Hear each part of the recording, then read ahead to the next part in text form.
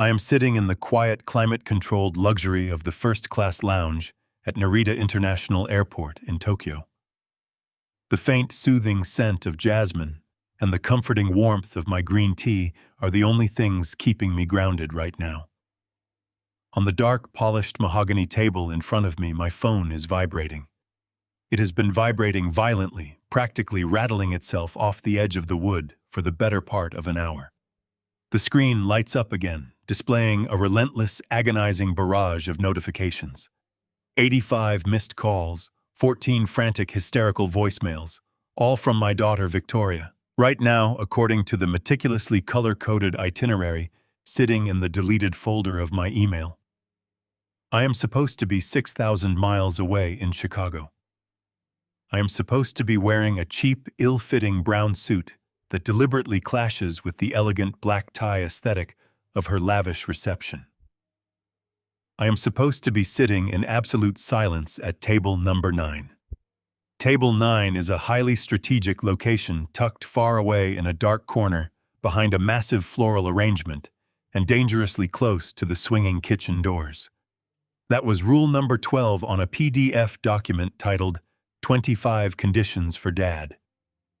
Rule number 17 explicitly dictated that I was not to speak to any of her new husband's high society family members unless spoken to first, and even then I was ordered to keep my answers to a simple yes or no. But I am not sitting at table 9 hiding like a shameful secret. I am watching the sun begin to set over the sprawling Tokyo skyline, and the letter I left propped up against the mirror on her bridal vanity has just detonated her perfect, carefully curated, entirely fake life. Every time my phone screen flashes with her name, I feel a strange, complex mix of profound sorrow and absolute, undeniable liberation. I take another slow sip of my tea and let it ring. My name is Harrison Caldwell. I am 70 years old, and I spent my entire life building an empire from the dirt up so my family would never have to struggle. Before I tell you how a father could abandon his only child on what is supposed to be the most important day of her life, please take a moment to let me know where you are watching this video from in the comments below. It brings a strange comfort to an old man to know he is sharing his truth with the world.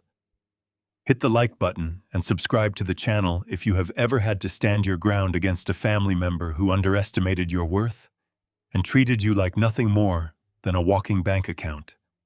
To understand the sheer magnitude of the disrespect that pushed me onto this airplane, we have to go back to the moment the illusion of my family shattered. It all began exactly 2 weeks ago. I was sitting in the quiet, lonely solitude of my home office in Chicago. I am a retired construction mogul.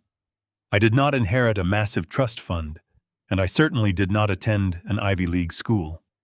40 years ago, I started my career with nothing more than a single rusty pickup truck, a dented toolbox, and a back that could miraculously withstand 14 hours of hauling heavy concrete and steel. Over the long, grueling decades, I built Caldwell Construction into one of the most profitable and respected commercial contracting firms in the Midwest. My hands tell the entire story of my life. They are rough, deeply scarred, and permanently calloused. The joints ache terribly when the weather gets cold, a lasting painful souvenir from years spent framing houses and pouring foundations in the bitter, unforgiving Chicago winters. I built a massive fortune with these broken hands, and with that hard-earned fortune I gave my daughter Victoria a life completely devoid of hardship. Victoria is 32 years old now. She grew up with expensive private tutors, elite equestrian lessons, and luxurious summer vacations in the Hamptons. I wanted her to have the soft, easy life I never had the chance to experience. But somewhere along the line, that soft life bred a hard, ungrateful, and deeply superficial heart. She recently became engaged to Preston Sinclair, a man whose family name was entirely synonymous with old money, political power, and elite social circles. From the exact moment Preston put a diamond ring on her finger, Victoria became dangerously obsessed with proving she belonged in his exclusive world. She started rudely correcting my grammar in front of guests. She stopped inviting me to dinners if Preston's wealthy family was going to be in attendance. I brushed it off time and time again. I told myself it was just pre-wedding stress. I made excuses for her behavior, telling myself she was just nervous about fitting into a new family. Then my computer chimed with an incoming email notification. The subject line read, "Wedding Protocols for Dad. Please review and confirm." I adjusted my reading glasses and clicked open the attached PDF document. I honestly and truly thought it was just a simple schedule for the rehearsal dinner or a list of times I needed to be ready for family photographs. Instead, I found myself staring blankly at a meticulously crafted manifesto of humiliation. It was a numbered list, 1 through 25, written in a cold, sterile corporate tone that made my blood run cold. I scrolled down the screen to rule number 4. It read, "During all public events and photographs, please keep your hands in your pockets.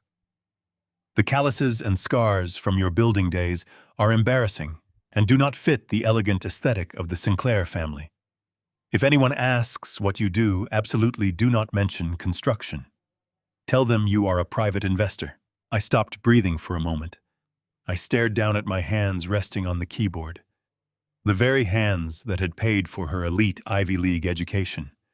The hands that had bought the designer clothes she wore and the luxury car she drove. She was deeply ashamed of them.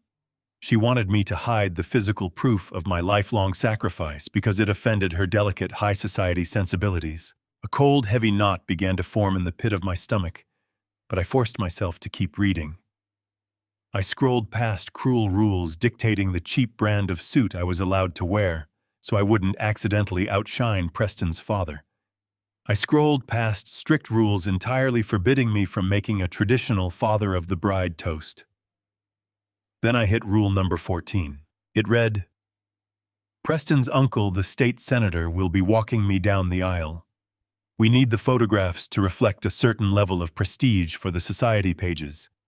You can wait at your assigned seat at table 9 until the ceremony concludes. Please do not cause a scene about this. It is already decided. My own daughter. The little girl I used to carry on my broad shoulders when her legs got tired during family walks.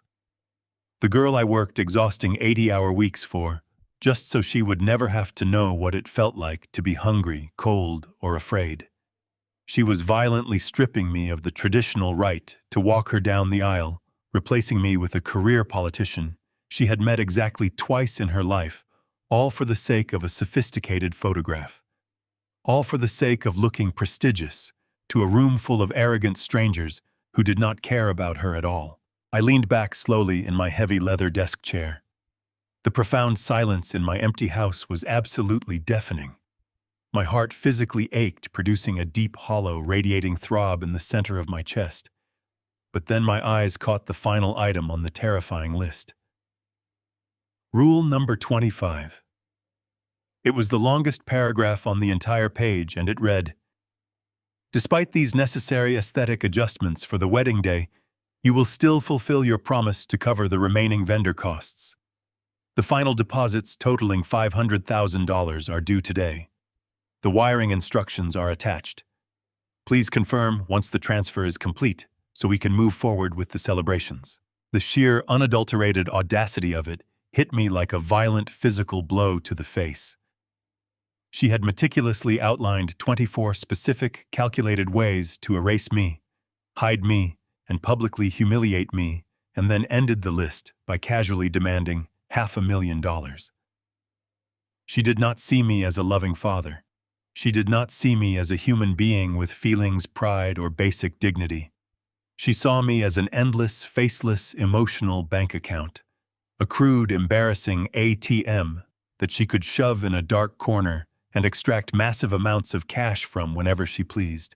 I sat completely motionless in the harsh glow of the computer monitor for a very long time. The initial shock and heartbreak began to fade away slowly, but surely replaced by something entirely different. It was not a hot, explosive, screaming anger. It was a cold, quiet, deeply calculating realization. For years and years, I had made endless excuses for her toxic behavior. I had actively enabled her disgusting entitlement by quietly writing massive checks and deliberately turning a blind eye to her blatant disrespect. I had let her falsely believe that she could treat people like disposable stepping stones without ever having to face a single solitary consequence. But staring at that cold demand for $500,000, the protective veil finally dropped from my eyes. The comforting illusion of my happy, loving family shattered completely and irreparably. I closed the PDF document. I did not reply to the email. I did not pick up my phone to yell at her or demand an explanation. Instead, I stood up from my desk, walked deliberately over to my heavy steel filing cabinet, and pulled out the massive stack of complex vendor agreements she had dropped off the day before. It was time to stop being a blind, foolish old man and look at exactly what my daughter was asking me to finance. I grabbed my keys, walked out of my house, and got into my truck.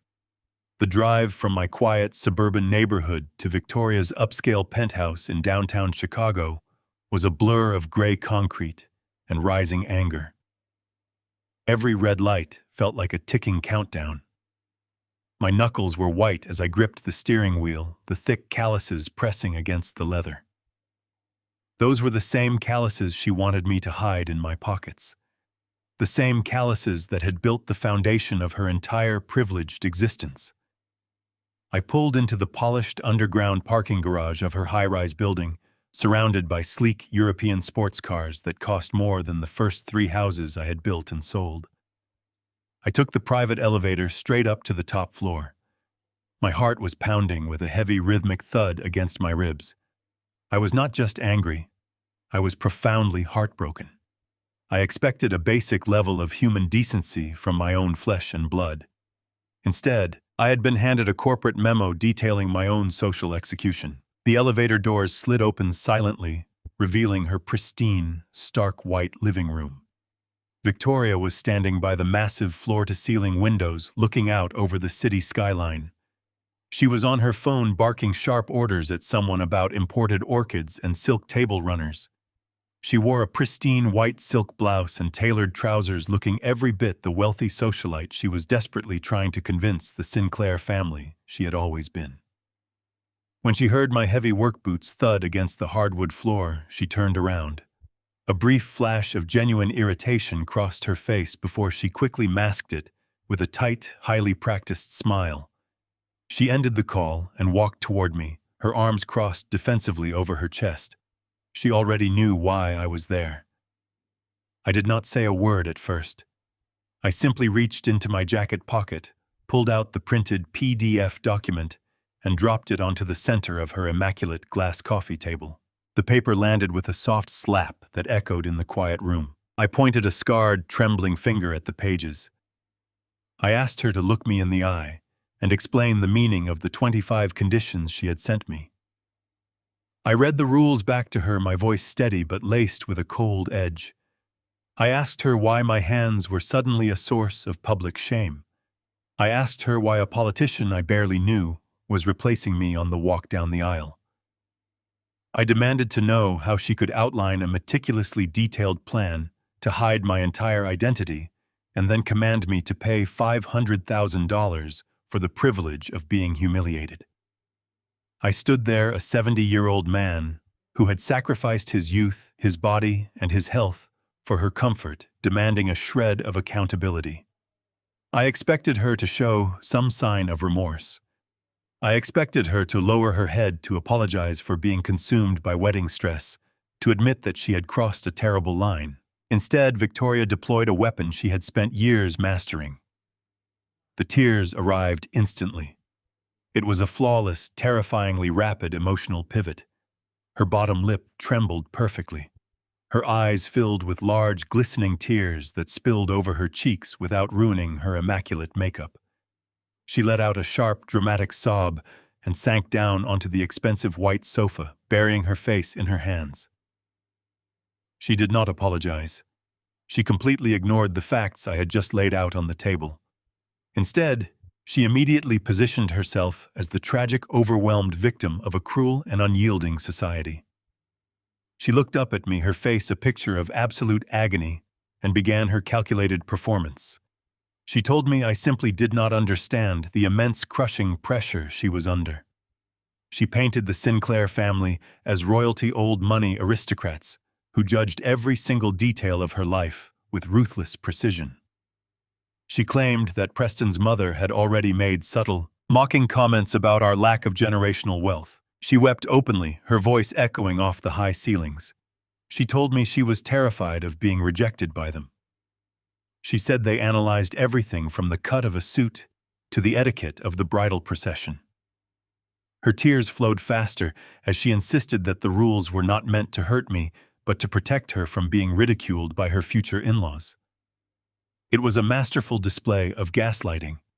She was entirely shifting the blame away from her own cruel choices and placing it squarely onto the shoulders of an invisible, judgmental society. She wanted me to believe that my very existence, my working-class roots, and my honest labor were a fundamental threat to her survival in this elite new world.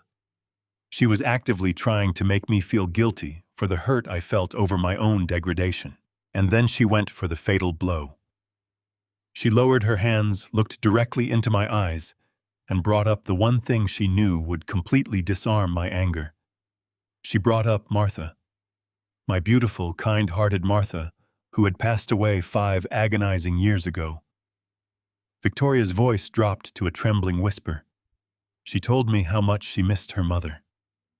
She said that Martha had always wanted to see her daughter successfully married into a prominent, secure family. She twisted my grief into a tool for her own manipulation. She cried out that my stubborn pride was going to destroy the very thing her mother had dreamed of.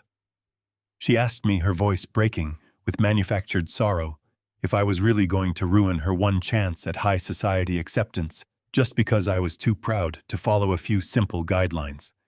She told me that Martha would have done whatever it took to ensure her daughter fit in, and she begged me not to ruin her life over my own ego.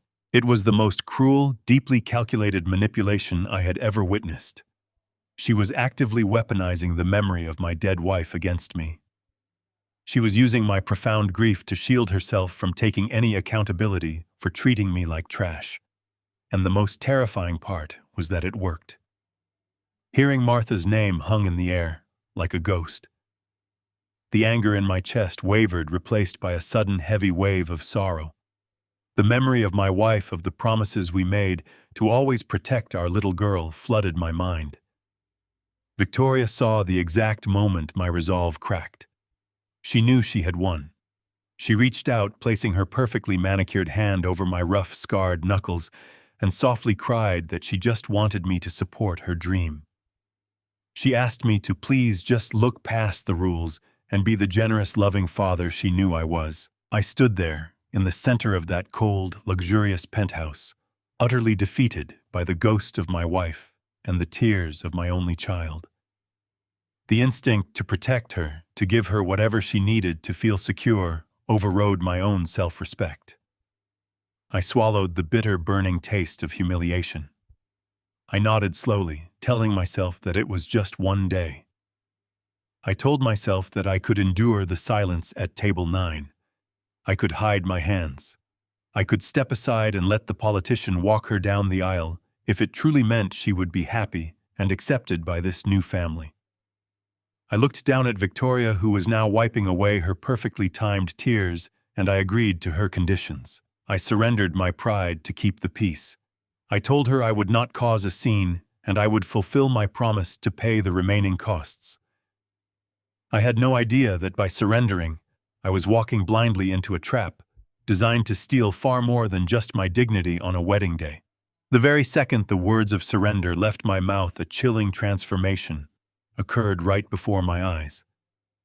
The heavy, dramatic tears that had been cascading down Victoria's cheeks stopped completely. It was immediate and absolute, exactly like a heavy iron faucet being twisted firmly shut. She took one short, delicate breath, dabbed at the corners of her eyes with the pristine white tissue, and her entire physical posture shifted. The slumped, defeated posture of a heartbroken daughter, she vanished into thin air. Her shoulders squared, her spine straightened, and the manufactured vulnerability in her expression was instantly replaced by a sharp, calculating focus. I watched utterly mesmerized and deeply unsettled as the raw emotional agony she had just weaponized against me evaporated without a single trace. She did not offer a word of gratitude. She did not reach out to hug me or thank me for sacrificing my own dignity to save her precious high society reputation.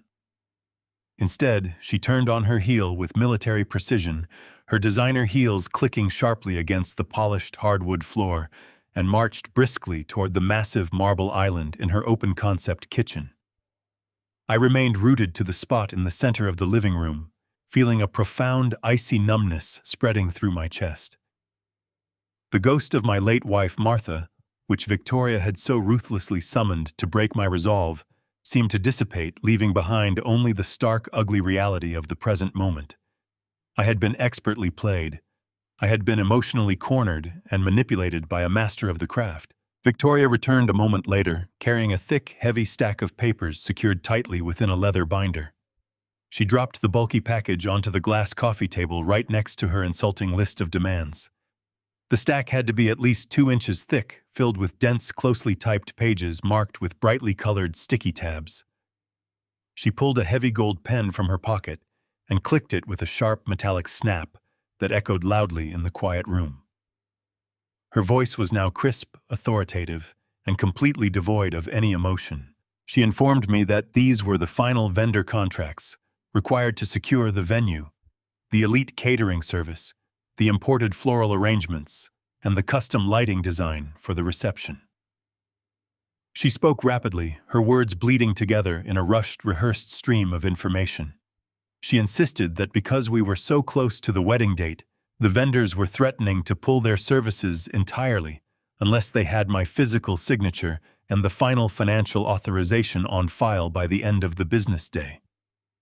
She leaned over the table, tapping the gold pen against the first colored tab, and told me I needed to sign every single flagged page right now. I stared down at the daunting mountain of paperwork.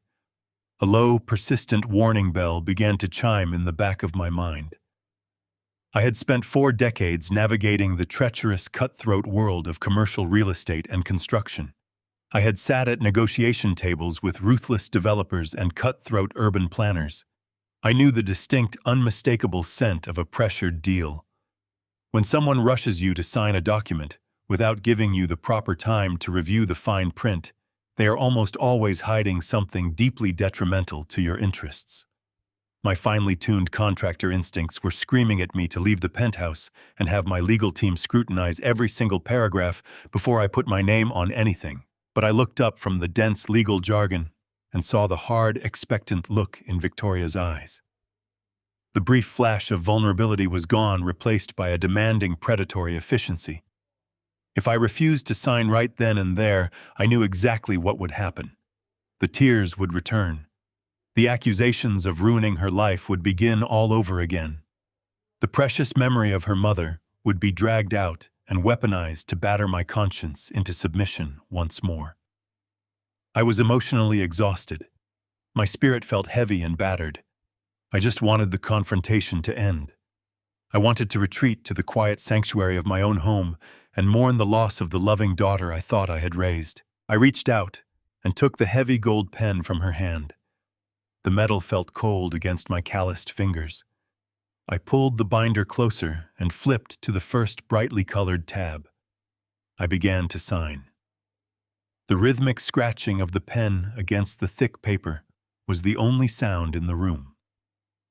Victoria stood, hovering directly over my shoulder, watching like a hawk observing its prey. She did not give me a second to breathe or to read the headings of the documents I was authorizing. The moment my pen lifted from one page, her manicured hand would swiftly flip the thick paper over, pointing aggressively to the next highlighted signature line. "Sign here for the string quartet," she would say quickly. "Sign here for the raw seafood bar. Sign here for the liability waiver at the country club." The sheer volume of the documents seemed excessive, even for a wedding that was costing $500,000. I signed my name over and over again, the repetitive motion becoming a mindless, numbing blur. My signature, usually a proud, bold mark of my hard work and integrity, felt like a forced confession. With every stroke of the pen, I felt a piece of my self-respect chipping away. I was actively participating in my own erasure. I was funding a celebration that explicitly required me to hide my true identity. But I kept signing, driven by a foolish, desperate hope that this final financial sacrifice would finally satisfy her bottomless appetite for validation and buy me some fleeting measure of peace. As we reached the bottom of the thick stack, the physical layout of the pages shifted. The font became smaller, the paragraphs denser, and the standard vendor letterheads disappeared, replaced by stark, formal legal formatting. Victoria's hand moved even faster, flipping the pages with an urgent, nervous energy. "Sign here for the overall financial guarantee," she instructed smoothly, tapping her finger on a line buried deep within a block of impenetrable text. Her voice was steady, but I noticed a slight, almost imperceptible tremor in her manicured finger. I did not stop to read the fine print. I did not listen to the loud, frantic warnings ringing in my head. I was too tired, too broken, and too eager to escape her suffocating presence. I signed the final page, pressing the pen down hard. The instant the ink dried, Victoria snatched the leather binder off the glass table. She clutched the documents to her chest, radiating an overwhelming sense of triumph. The emotional transaction was complete. My presence was no longer required in her pristine home. She walked briskly toward the entryway, pulled open the heavy oak door of her penthouse, and stood silently waiting for me to leave. The hidden trap was finally set, and I was entirely foolishly blind to it. 24 hours later, the sting of that interaction was temporarily buried beneath the suffocating atmosphere of the Oak Brook Country Club. The rehearsal dinner was a masterclass in aggressive, unapologetic wealth. The Sinclair family had rented out the grand dining room, a sprawling space adorned with crystal chandeliers, heavy velvet drapes, and tables draped in imported silk. Waiters in crisp white tuxedos glided silently across the polished marble floors, carrying silver trays loaded with champagne flutes and delicate hors d'oeuvres. I stood near the edge of the room, feeling like a complete outsider in my own life. I had followed Victoria's strict instructions to the letter. I wore a subdued, unassuming dark suit that deliberately faded into the background. I kept my rough, scarred hands buried deep inside my trouser pockets. I spoke only when spoken to, which, to be perfectly honest, was a rare occurrence. The Sinclair family treated me not like the father of the bride, but like a slightly embarrassing charity case who had somehow wandered through the wrong doors. Preston's mother, Beatrice, was the undeniable orchestrator of this social freeze. She was a tall, sharply dressed woman with a face that seemed permanently locked in an expression of mild distaste. Every interaction I had with her was laced with thinly veiled poison. When we were introduced, she did not offer her hand for a shake. Instead, she looked me up and down with a cold, calculating gaze and offered a tight, lifeless smile. She spent the first hour of the evening introducing me to her elite social circle by deliberately highlighting my working-class roots as if they were a tragic disease. "Oh, this is Victoria's father," Harrison Beatrice announced to a group of men wearing expensive watches and custom Italian suits. "He is in the building trade. He works with his hands. It is just so quaint, do you not agree? It must be absolutely exhausting to do physical labor at his age." I felt a sharp flare of anger ignite in my chest, but I forced myself to swallow it down. I forced a polite, empty smile and nodded silently. I looked across the room and saw Victoria watching me closely, her eyes wide with a silent, pleading warning. "Do not ruin this for me." That is what her gaze communicated. So I took a deep breath, unclenched my jaw, and endured the humiliation. I allowed Beatrice to parade me around as the rustic, unrefined contractor who had somehow miraculously produced a daughter worthy of her precious son. I told myself that this was simply the harsh, uncomfortable price of my daughter's happiness. I believed I was absorbing the impact of their elitism so Victoria would not have to. As the evening progressed, the guests eventually took their seats for the formal dinner. Preston stood up at the head of the long, lavishly decorated table and tapped a silver spoon against his crystal champagne glass. The room immediately fell into a hushed, reverent silence. Preston was a handsome man in his early 30s, with slicked-back hair and a perfectly tailored tuxedo. He possessed the kind of effortless, unearned confidence that only comes from a lifetime of immense privilege. He smiled broadly, wrapping one arm around Victoria's waist, and began his toast. He did not speak about love or partnership or the beautiful future they were going to build together. Instead, his speech was a thinly disguised, arrogant boasting of his own massive wealth and the undeniable superiority of the Sinclair family legacy. He talked about his trust fund, his exclusive investments, and his family's historic properties. He spoke as if Victoria had just won a highly competitive financial lottery. He wanted every single person in that room to know exactly how rich and powerful he was. To conclude his grand, self-indulgent speech, Preston reached into the inner pocket of his tuxedo jacket and pulled out a long, dark velvet box. He popped it open, revealing a blindingly brilliant diamond necklace. The stones caught the light from the chandeliers, sparkling with a fierce, aggressive intensity. The room erupted in gasps and polite applause. Preston proudly announced that it was a custom-designed piece from a private jeweler in Geneva, a little pre-wedding gift that had cost him $80,000. He stated the price tag loudly and clearly, making absolutely sure that everyone in the room heard the exact number. Victoria gasped, her hands flying to her mouth in a display of absolute shock and adoration. She turned around, and Preston clasped the heavy, glittering necklace around her neck. She looked like a queen, completely radiant and thoroughly validated. She shot a triumphant look in my direction, a look that clearly communicated her victory. She had finally arrived. She was officially part of the elite. I watched them embrace, feeling a hollow sadness that I could not quite place. The lavish dinner eventually wound down, replaced by the low hum of relaxed conversation and the clinking of coffee cups. The guests began to mingle again. I remained at my assigned seat, quietly observing the room. That was when I noticed the head waiter approaching the head table.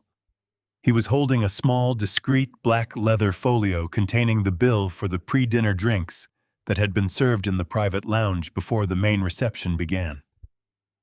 It was a completely separate tab from the main event, something Preston had loudly and publicly insisted on covering himself earlier in the evening to show off his generosity. Preston did not even look at the bill. He simply reached into his pocket with a practiced, arrogant flourish and pulled out a heavy, sleek metal credit card. A black card, the ultimate undeniable symbol of limitless wealth. He dropped it onto the leather folio without breaking his conversation, dismissing the waiter with a careless wave of his hand. I continued to watch my contractor instincts, keeping my eyes trained on the small, unfolding interaction.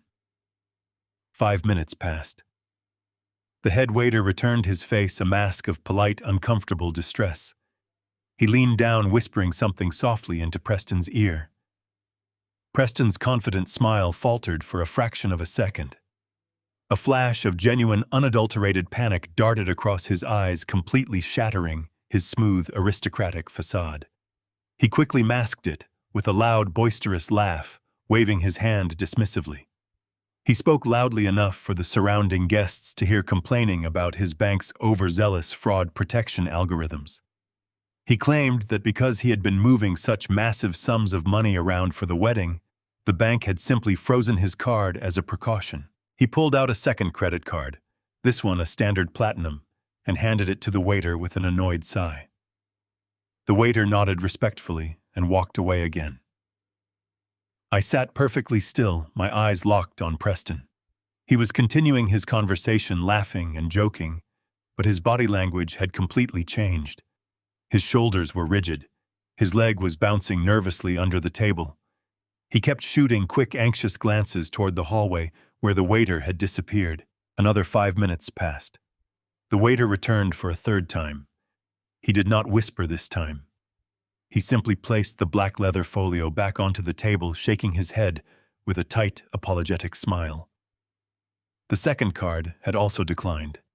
The bill for the pre-dinner drinks was exactly $400.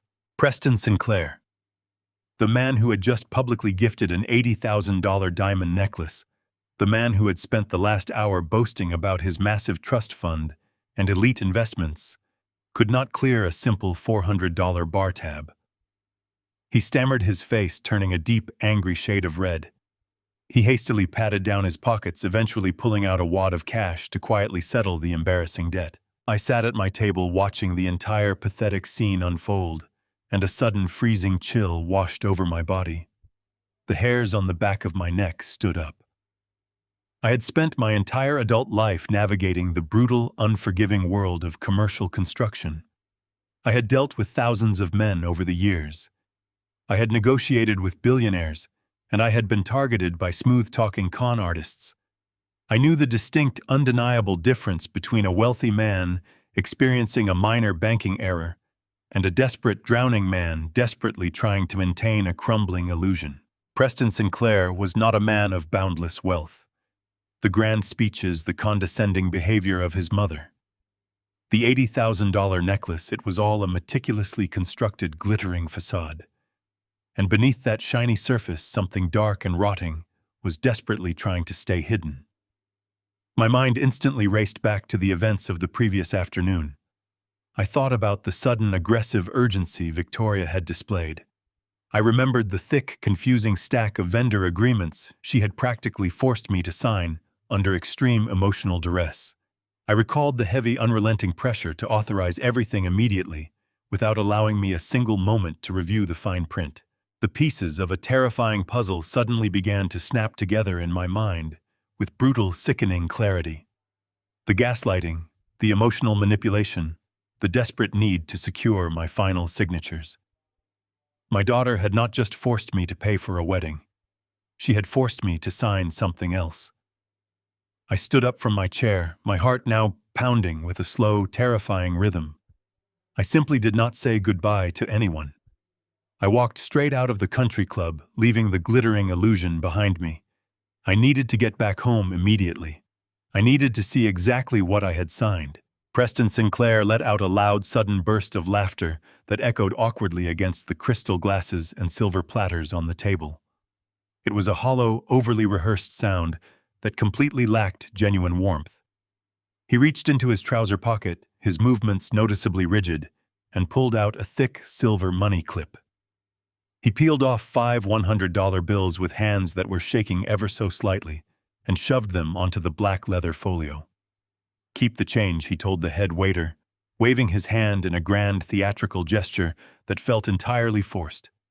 He turned back to the surrounding guests, his face flushed a deep mottled red beneath his expensive tan.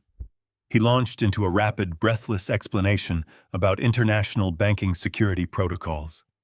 He claimed his wealth management firm automatically locked his primary accounts whenever large, unusual transactions triggered their advanced fraud algorithms. He laughed again, shaking his head, blaming the massive deposits he had supposedly wired to the European honeymoon resorts that very morning.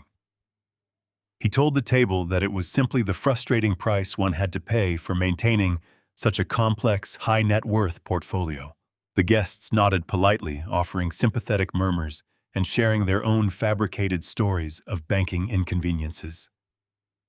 Beatrice Preston's mother quickly chimed in smoothly, shifting the conversation to the vintage wines they planned to serve at the reception. She moved to protect her son's image with the practiced ease of a woman who had spent her entire life sweeping uncomfortable truths under expensive rugs. Victoria sat beside Preston, her posture stiff, nodding along with his story. She offered a tight, supportive smile to the crowd, but her eyes were darting nervously around the room, desperate to ensure no one was questioning the narrative. I sat perfectly still in my chair at table 9, watching the entire performance unfold. I did not nod. I did not smile. I just watched. I had spent 40 long, brutal years building a commercial construction empire in the unforgiving heart of Chicago. I had broken bread with billionaires, and I had fought in the trenches with desperate men. My industry was notorious for attracting smooth-talking swindlers, bankrupt developers trying to build on empty promises, and con artists hiding behind expensive suits and leased sports cars. I knew the distinct, undeniable anatomy of a lie. I knew exactly what a desperate man looked like when the walls of his deception began to close in on him. A truly wealthy man does not panic over a declined credit card. A man with a massive trust fund and a secure financial legacy simply hands over a different card, annoyed perhaps, but never terrified. He does not launch into a breathless, unprompted defense of his international banking status over a $400 bar tab. He does not carry a massive wad of cash to a private country club dinner where everything is supposed to be charged to a house account. Preston's laughter was too loud. His explanation was too detailed. His eyes were too wide. I recognized that specific brand of manic energy. It was the exact same energy I used to see in the eyes of failing subcontractors right before they begged for an advance on a job they knew they could not finish. It was the raw, primal panic of a man living entirely on borrowed time and borrowed money. The hairs on my arms stood up and a deep, visceral alarm began to ring in my mind. The pieces of the puzzle, the strange, disconnected moments of the past 2 weeks began to violently collide. I thought about the aggressive, unyielding pressure Victoria had applied the previous afternoon. I thought about her dramatic tears, the sudden emotional blackmail, and the way she had actively weaponized my late wife's memory just to get me to sign a stack of vendor agreements without reading them. I remembered how quickly her devastation had vanished, the absolute second my pen hit the paper. I remembered the predatory efficiency with which she had snatched the leather binder away from me, clutching it to her chest like a winning lottery ticket. She had not just wanted me to pay for the wedding. She had been desperate for my signature. And Preston Sinclair, the man who supposedly had more money than he knew what to do with, was currently sweating through his custom tuxedo because he could not afford a round of drinks. My gut was screaming at me. A heavy, suffocating weight settled squarely on my chest. I felt a sudden, desperate need to get out of that room, to put distance between myself and the toxic, glittering illusion they were parading around. I quietly pushed my chair back and stood up. I did not make a scene. I walked slowly over to the head table, keeping my posture neutral and my expression completely blank. I leaned down between Victoria and Preston, keeping my voice low and polite. I told them that the long week had finally caught up with me, that my old bones were aching, and that I needed to go home and rest before the long ceremony tomorrow. Preston barely looked at me, giving a curt, dismissive nod as he signaled for a waiter to bring more champagne. Beatrice did not even bother to turn her head, continuing her conversation about imported caviar as if I were entirely invisible. But Victoria looked up at me, and for a fleeting second, I saw a profound, undeniable wave of relief wash over her face. She was glad I was leaving. She offered a quick, superficial apology for my fatigue and told me to get a good night of sleep. She did not ask me to stay. She did not walk me to the door. She simply turned her attention back to the sparkling diamond necklace resting against her collarbone. I walked out of the grand dining room, moving past the crystal chandeliers and the velvet drapes, and stepped out into the cool, crisp night air. The valet brought my car around, and I slid into the driver's seat. The moment the doors locked, the quiet, polite facade I had maintained all evening completely shattered. My hands began to shake, not from age, but from a surging, terrifying adrenaline. I pulled out of the country club driveway and merged onto the highway, pressing my foot down hard on the accelerator. The drive back to my quiet suburban neighborhood was a blur of streetlights and dark pavement. My mind was racing, replaying every single interaction, every demand, every tear. If Preston Sinclair was broke, and Victoria knew he was broke, then the $500,000 she had demanded from me was not just for catering and floral arrangements. It was a lifeline.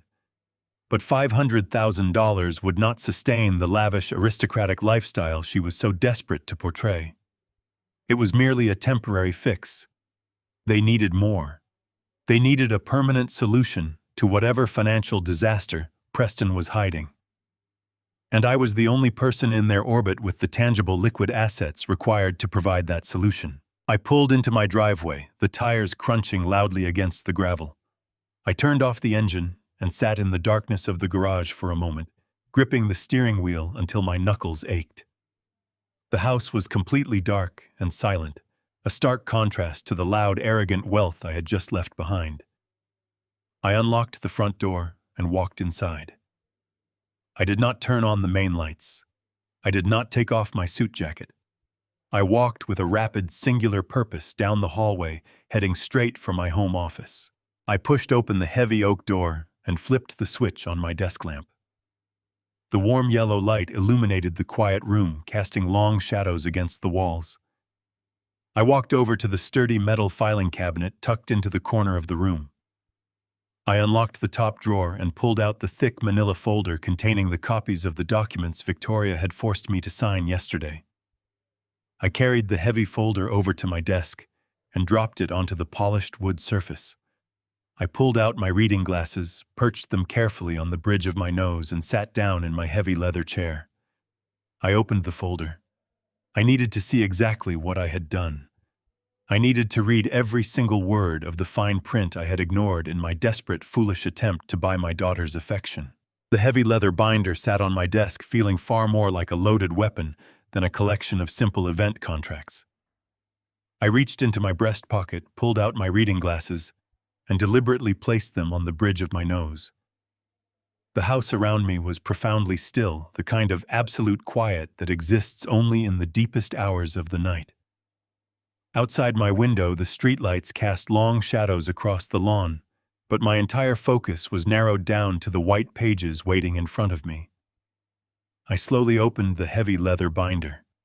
The scent of fresh ink and crisp paper wafted up instantly, transporting me back to the rushed, chaotic moment in Victoria's penthouse. My heart was hammering a slow rhythm against my ribs, driven by the undeniable realization that Preston Sinclair was not the wealthy aristocrat he claimed to be. I took a deep, steadying breath and began to read. I did not skim. I did not rush. I approached the towering stack of documents with the exact same meticulous scrutiny I used when examining blueprints for a 60-story commercial high-rise. I started with the catering agreement. It was standard overpriced nonsense. Tens of thousands of dollars allocated for imported caviar, dry-aged Wagyu beef, and vintage champagne. It was financially absurd, but legally sound. I turned the page. The floral contract was next. Again, it was an exorbitant display of vanity, demanding thousands of rare orchids flown in from Southeast Asia, but there were no hidden clauses. I spent the next 45 minutes carefully dissecting the venue rental agreements, the liability waivers for the country club, and the contracts for the 10-piece brass band. Everything appeared to be exactly what it claimed to be. A small fraction of my heart began to hope that my instincts had been wrong. I wanted to believe that my daughter was simply a spoiled, entitled bride who had accidentally fallen in love with a man struggling with temporary cash flow issues. I wanted to believe that the dread sitting heavily in my stomach was just the irrational paranoia of an exhausted old man. But then my calloused fingers turned to a section labeled Lighting and Logistics Agreement. At first glance, it seemed entirely routine. The opening pages detailed the installation of massive crystal chandeliers, outdoor garden illumination, and temporary generators required to power the lavish reception tent. However, as I flipped past the 30th page, I noticed a subtle, chilling shift. The font size shrank considerably. The standard event planning terminology vanished abruptly, replaced by dense, impenetrable corporate legalese. The paragraphs became long, unbroken blocks of text, filled with terms that had absolutely nothing to do with wedding logistics. My eyes scanned the words, recognizing the familiar rigid structure of high-level financial structuring. I read terms like asset encumbrance, irrevocable proxy, and fiduciary transfer. My blood ran cold. The air in my home office suddenly felt dangerously thin.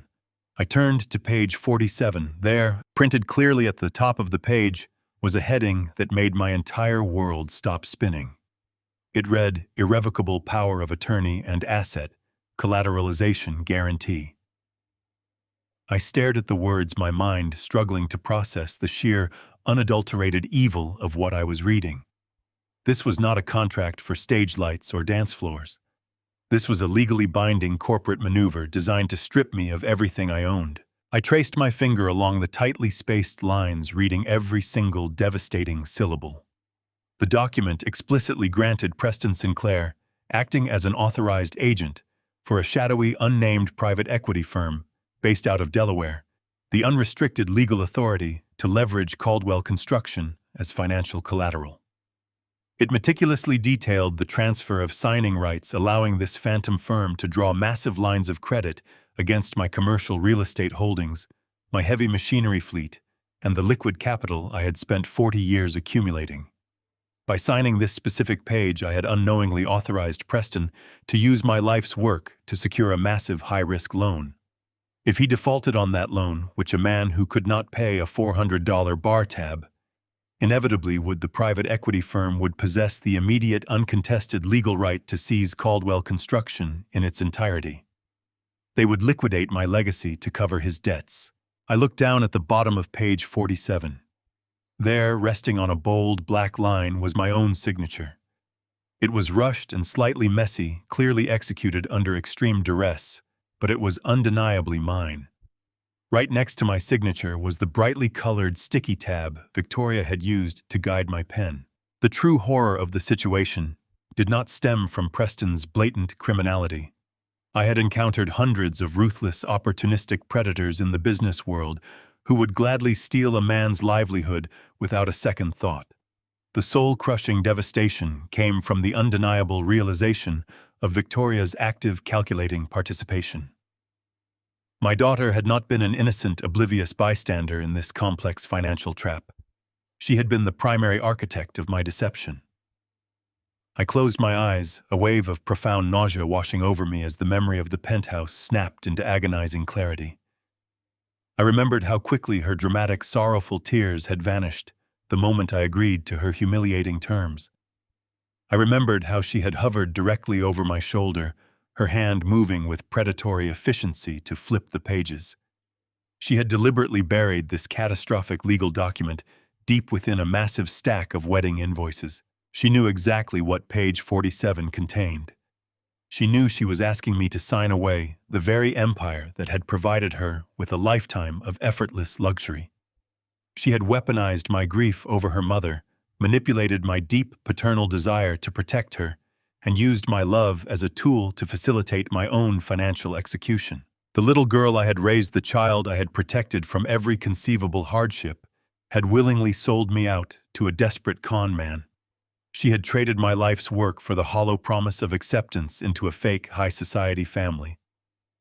I sat in the heavy silence of my office, feeling the last remaining shreds of my paternal patience completely disintegrate.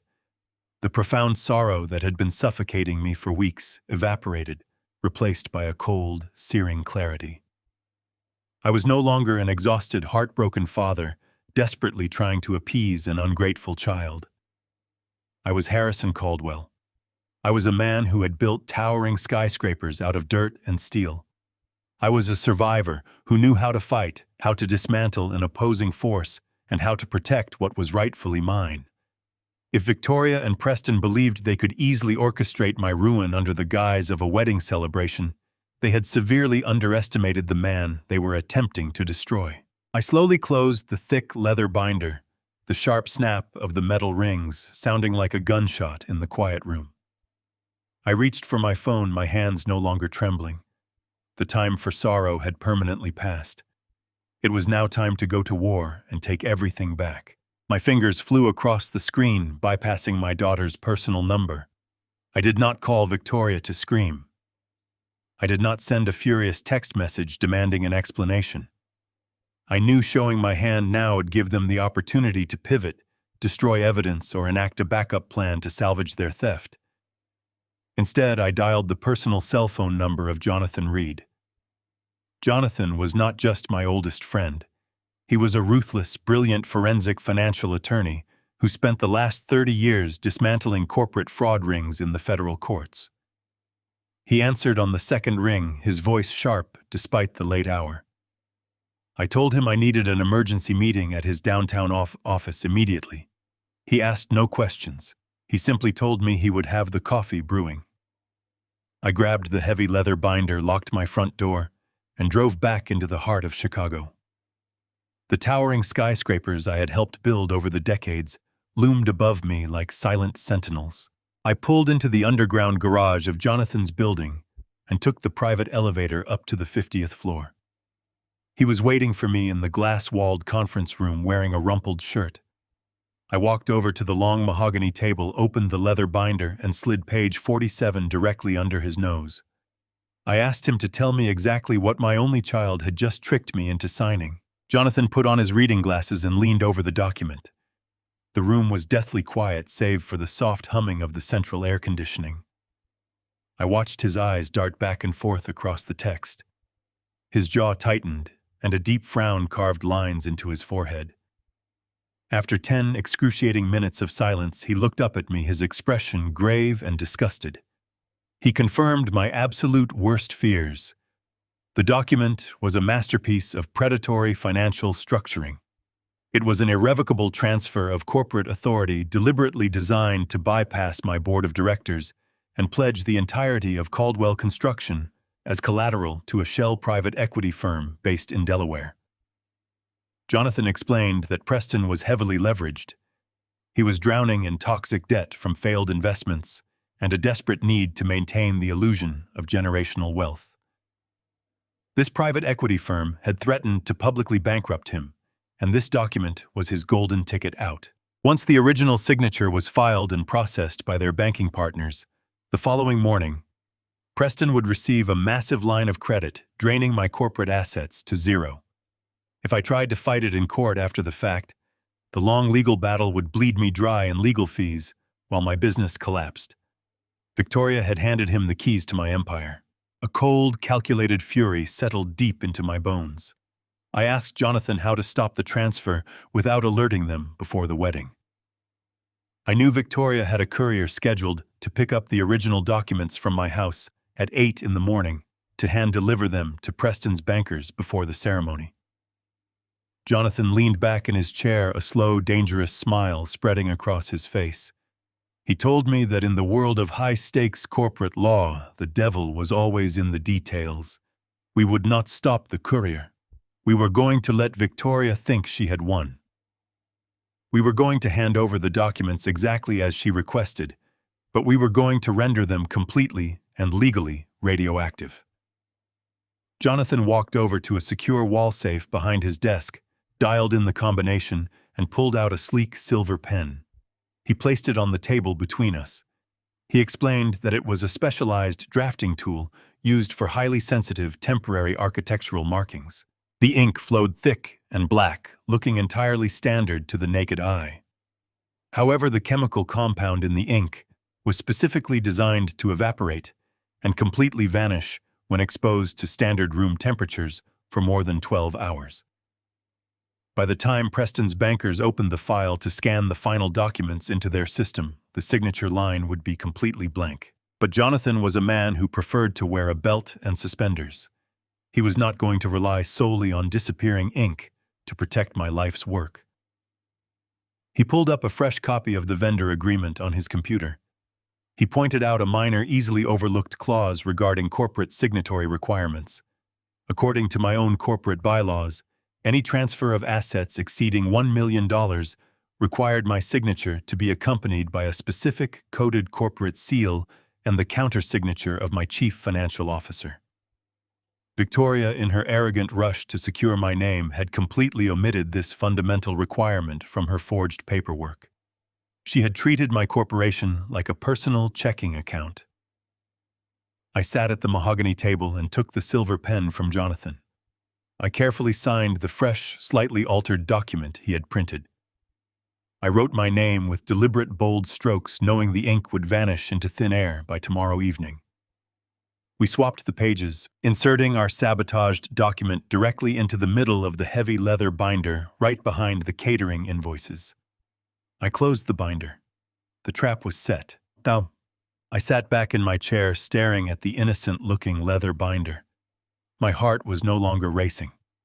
The terrifying panic that had gripped me at the country club had evaporated. It was replaced by a profound, icy calm. Tomorrow was supposed to be the happiest day of my daughter's life. She was going to walk down the aisle in a custom gown, surrounded by hundreds of wealthy elites, completely convinced she had secured her future by sacrificing my past. She was going to smile for the cameras, hold Preston's hand, and believe her cruel manipulation had worked perfectly. She had no idea she was marrying a desperate fraud. And Preston, the arrogant aristocrat who could not afford a bar tab, was going to stand at the altar, absolutely certain he had just stolen a multi-million-dollar empire to save himself from total financial ruin. Jonathan poured 2 glasses of scotch and handed me one. He raised his glass in a silent toast. We had spent decades fighting against ruthless developers, corrupt city officials, and greedy corporate raiders. We knew how to dismantle an enemy piece by piece. We knew how to turn their own greed against them. I took a sip of the burning liquid, letting the heat ground me.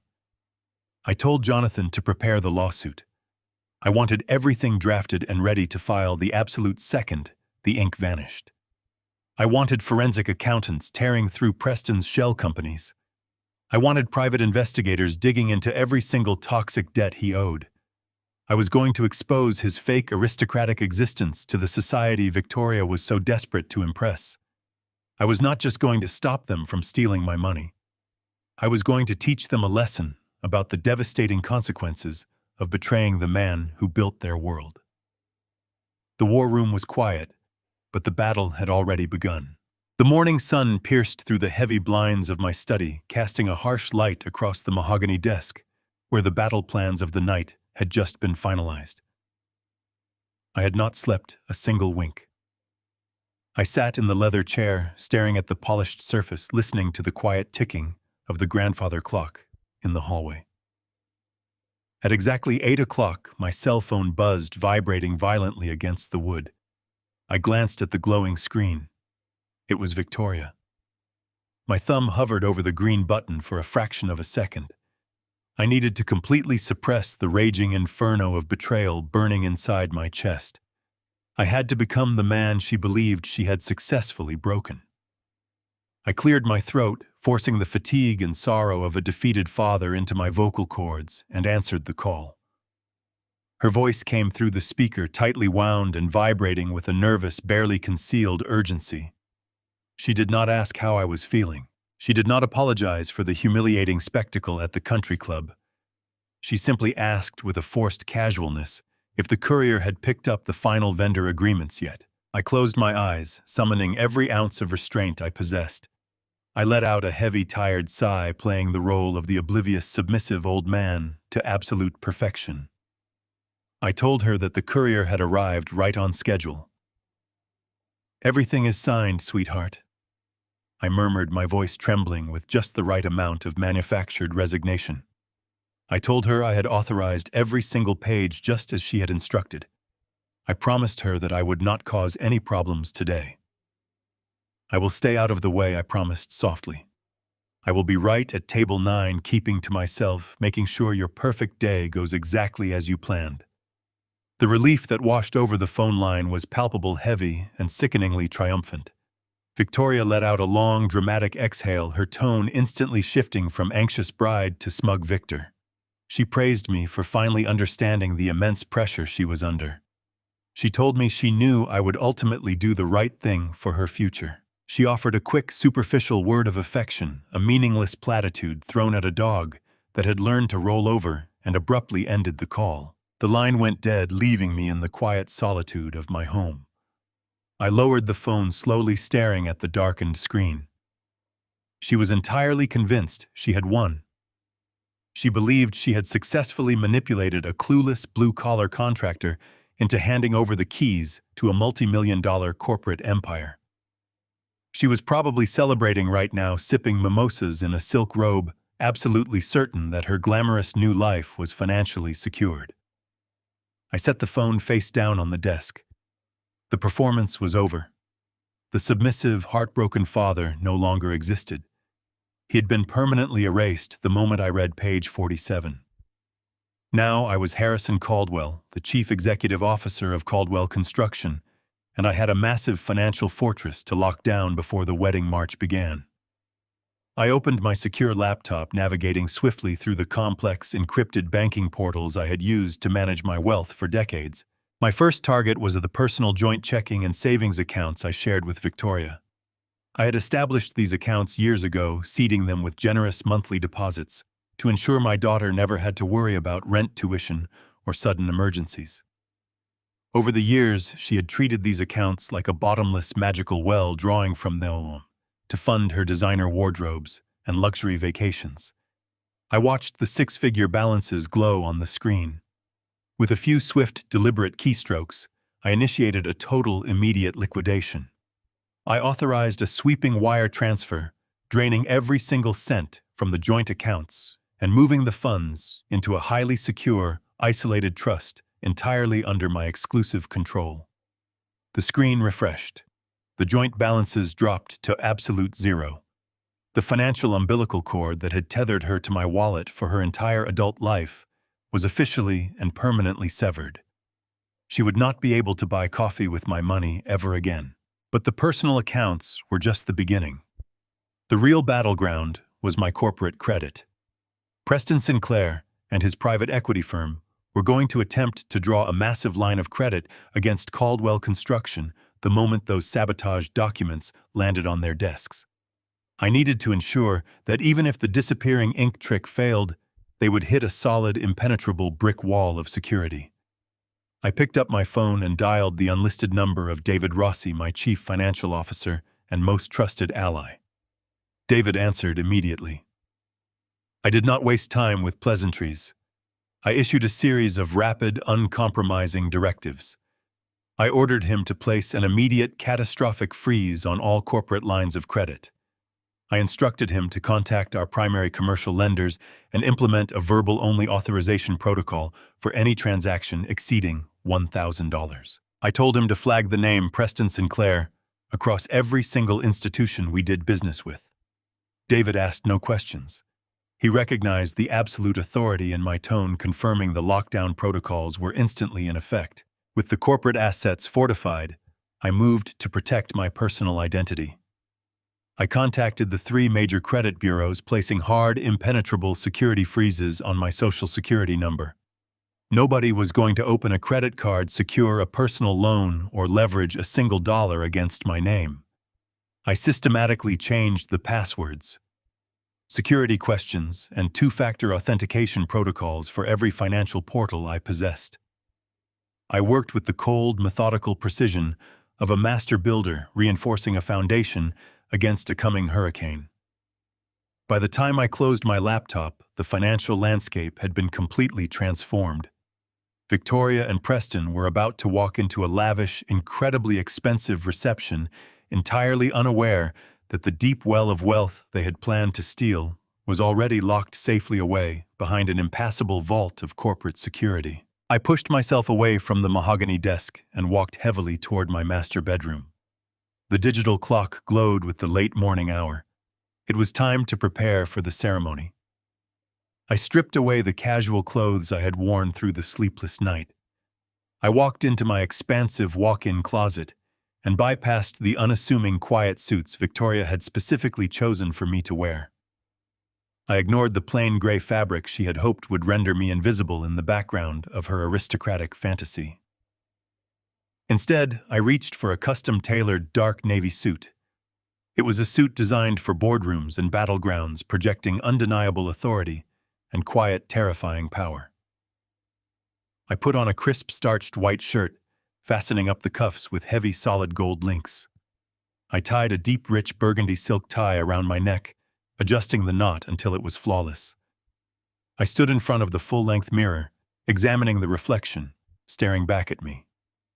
The tired, defeated contractor was completely gone. The man in the mirror stood tall, ready for the war. I stepped away from the full-length mirror and walked back into the center of my master bedroom. The heavy silence of the house wrapped around me like a thick blanket. My gaze drifted toward the solid mahogany nightstand beside my bed. Resting there, illuminated by the soft glow of a small reading lamp, was a silver-framed photograph of my late wife, Martha. I reached out and picked it up, my thumb gently tracing the smooth edge of the metal frame. The picture had been taken nearly a decade ago during a weekend getaway to the lake. Martha was smiling brightly, her eyes crinkling at the corners with genuine unburdened joy. She looked so full of life, so completely untouched by the venomous ambition that had slowly consumed our daughter. I stared into her eyes, feeling a familiar ache in my chest. But tonight, the sorrow was tempered by a fierce, undeniable resolve. I thought about the life we had built together, the simple, honest foundation we had laid with calloused hands and steady determination. I also thought about the dreams we had quietly nurtured, the plans we had made for the years when the heavy lifting was finally done. Martha and I had always shared a singular, vivid dream. We wanted to travel to Japan. Specifically, we wanted to visit Kyoto during the peak of the cherry blossom season. She used to read books about the ancient temples and the delicate pink flowers drifting through the air like snow. We had promised each other that we would make the trip to celebrate my retirement. But when Martha fell ill, the dream was packed away in a dark corner of my mind. A few years ago, in a rare moment of vulnerability, I had mentioned the Kyoto trip to Victoria. I had casually suggested that perhaps I would finally take the journey in her mother's honor. Victoria had not offered a sympathetic smile or a word of encouragement. Instead, she had wrinkled her nose in disgust and let out a sharp, condescending laugh. She told me that wandering around looking at trees was incredibly tacky and painfully cliché.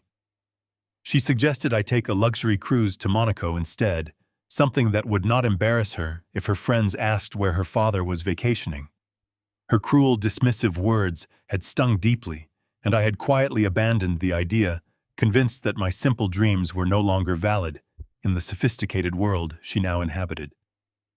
But looking at Martha's smiling face tonight, I realized that I had spent entirely too much time shrinking my own life to fit into Victoria's shallow, glittering mold. I set the silver frame back down on the nightstand with a firm, decisive click. I walked out of the bedroom and returned to the quiet sanctuary of my home office. I sat back down in my heavy leather chair and opened my secure laptop once more. The screen flickered to life, casting a pale, bluish light across my face. I opened a new browser window and typed the name of a premier international airline into the search bar. My fingers flew across the keyboard with a rapid, unwavering certainty. I was not going to sit at table 9. I was not going to watch Preston Sinclair slip a ring on my daughter's finger and pretend that everything was perfectly fine. I navigated to the international flight schedules and selected Tokyo as my destination. I scrolled down the list of available departures, my eyes scanning the dates and times until I found exactly what I was looking for. There was a direct, non-stop flight leaving Chicago O'Hare International Airport at 9 o'clock in the morning. That was the exact same morning Victoria was scheduled to walk down the aisle. While she was sitting in a plush leather chair, having her hair and makeup done by an overpriced styling team, I would be lifting off the runway, leaving her toxic, manufactured world thousands of miles behind me. I clicked on the flight details and bypassed the economy and business class options without a second thought. I selected a first-class suite, the most expensive, luxurious ticket available on the entire aircraft. I filled out the passenger information, entered my passport details, and typed in the numbers of my primary corporate credit card. The system processed the transaction for a few agonizing seconds, the small loading circle spinning on the screen. Then a bright green confirmation message appeared displaying my ticket number and flight itinerary. The purchase was complete. The escape was officially booked. It was a one-way ticket. I had absolutely no intention of returning to this house or this life anytime soon. I was going to see the cherry blossoms in Kyoto just as Martha and I had always planned. I pushed the confirmation email to my printer and listened to the soft whir of the machine as it produced my boarding pass. But the preparations for my departure were only half of the night's work. I reached for the thick manila folder that Jonathan had compiled during our grueling session in his downtown war room. The thick folder contained the unvarnished truth about Preston Sinclair. I opened a blank document and began to type. I was not going to simply vanish into the shadows and let Preston walk away unpunished. I was going to drop a devastating financial bomb directly onto his meticulously constructed facade. I drafted a comprehensive, highly detailed cover letter addressed directly to the regional director of the Internal Revenue Service. I laid out a clear, step-by-step roadmap of Preston's sophisticated wire fraud operation. I detailed the fictitious investment portfolios, the massive unreported cash transfers, and the deliberate evasion of federal tax codes. I attached the bank statements Jonathan's team had uncovered, clearly highlighting the movement of stolen funds across multiple state lines. I did not stop there. I opened a second document and drafted an equally damning package for the Federal Bureau of Investigation. This letter focused on the darker, far more dangerous aspect of Preston's criminal activities. I detailed the $15 million debt he owed to the Eastern European loan sharks. I provided the names of the underground shell companies they used to funnel their illicit capital. I explained precisely how Preston was using the facade of a high society wedding to fraudulently pledge my commercial real estate corporation as collateral to satisfy his violent creditors. I organized the pages with clinical precision, pairing every single accusation with undeniable hard documentary evidence. I printed the comprehensive reports, the whirring of the machine serving as the steady soundtrack to my final act of vengeance. I pulled 2 very large envelopes from my desk drawer and carefully slid the thick stacks of evidence inside. I sealed the flaps, pressing my thumb firmly along the adhesive edges. I wrote the addresses of the federal agencies in bold, dark ink across the front of the envelopes. I set them neatly on the corner of my mahogany desk, right next to my freshly printed first-class boarding pass. The final trap was fully armed, the evidence was secured, and my personal exit was guaranteed. Everything was finally ready for the very following morning. I left my quiet house and the sealed federal packages resting on my mahogany desk. The digital clock on the dashboard of my truck read 3 in the morning as I drove back through the deserted, echoing streets of downtown Chicago. The towering skyscrapers were cloaked in darkness, entirely unaware of the financial warfare brewing within their walls. Jonathan had called my cell phone just 10 minutes after I finalized my flight to Tokyo. His voice had carried a heavy, grim urgency that instantly shattered the remaining fragments of my fragile peace.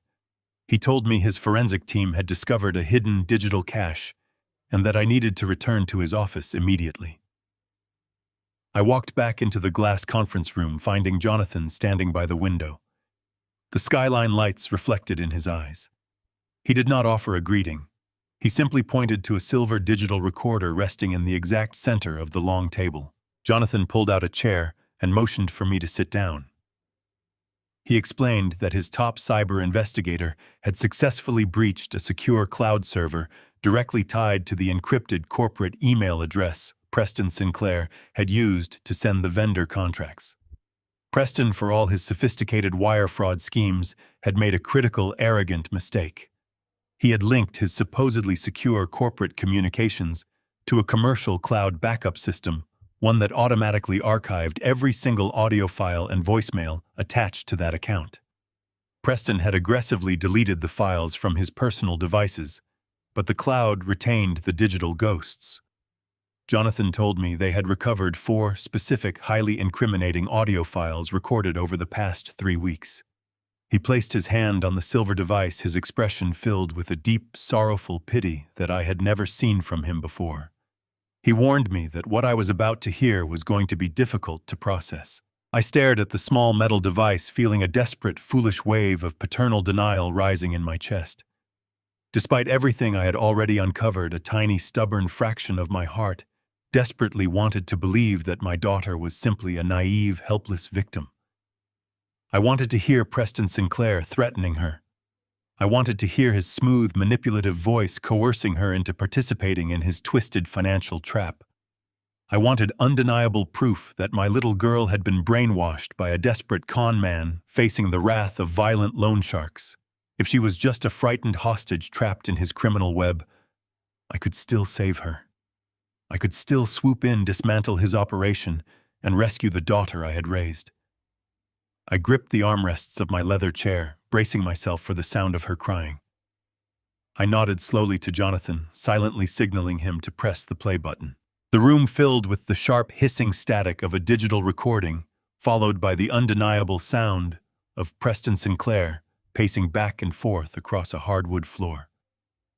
His voice was frantic, breathless, and completely stripped of his usual arrogant polish.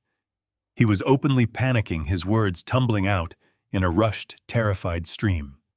He was talking about the Eastern European creditors, complaining that they had given him an absolute strict deadline. Preston practically sobbed into the receiver, stating that the men had threatened to break his legs and burn his mother's mortgaged estate to the ground if they did not receive the $15 million collateral transfer by the Monday morning after the wedding.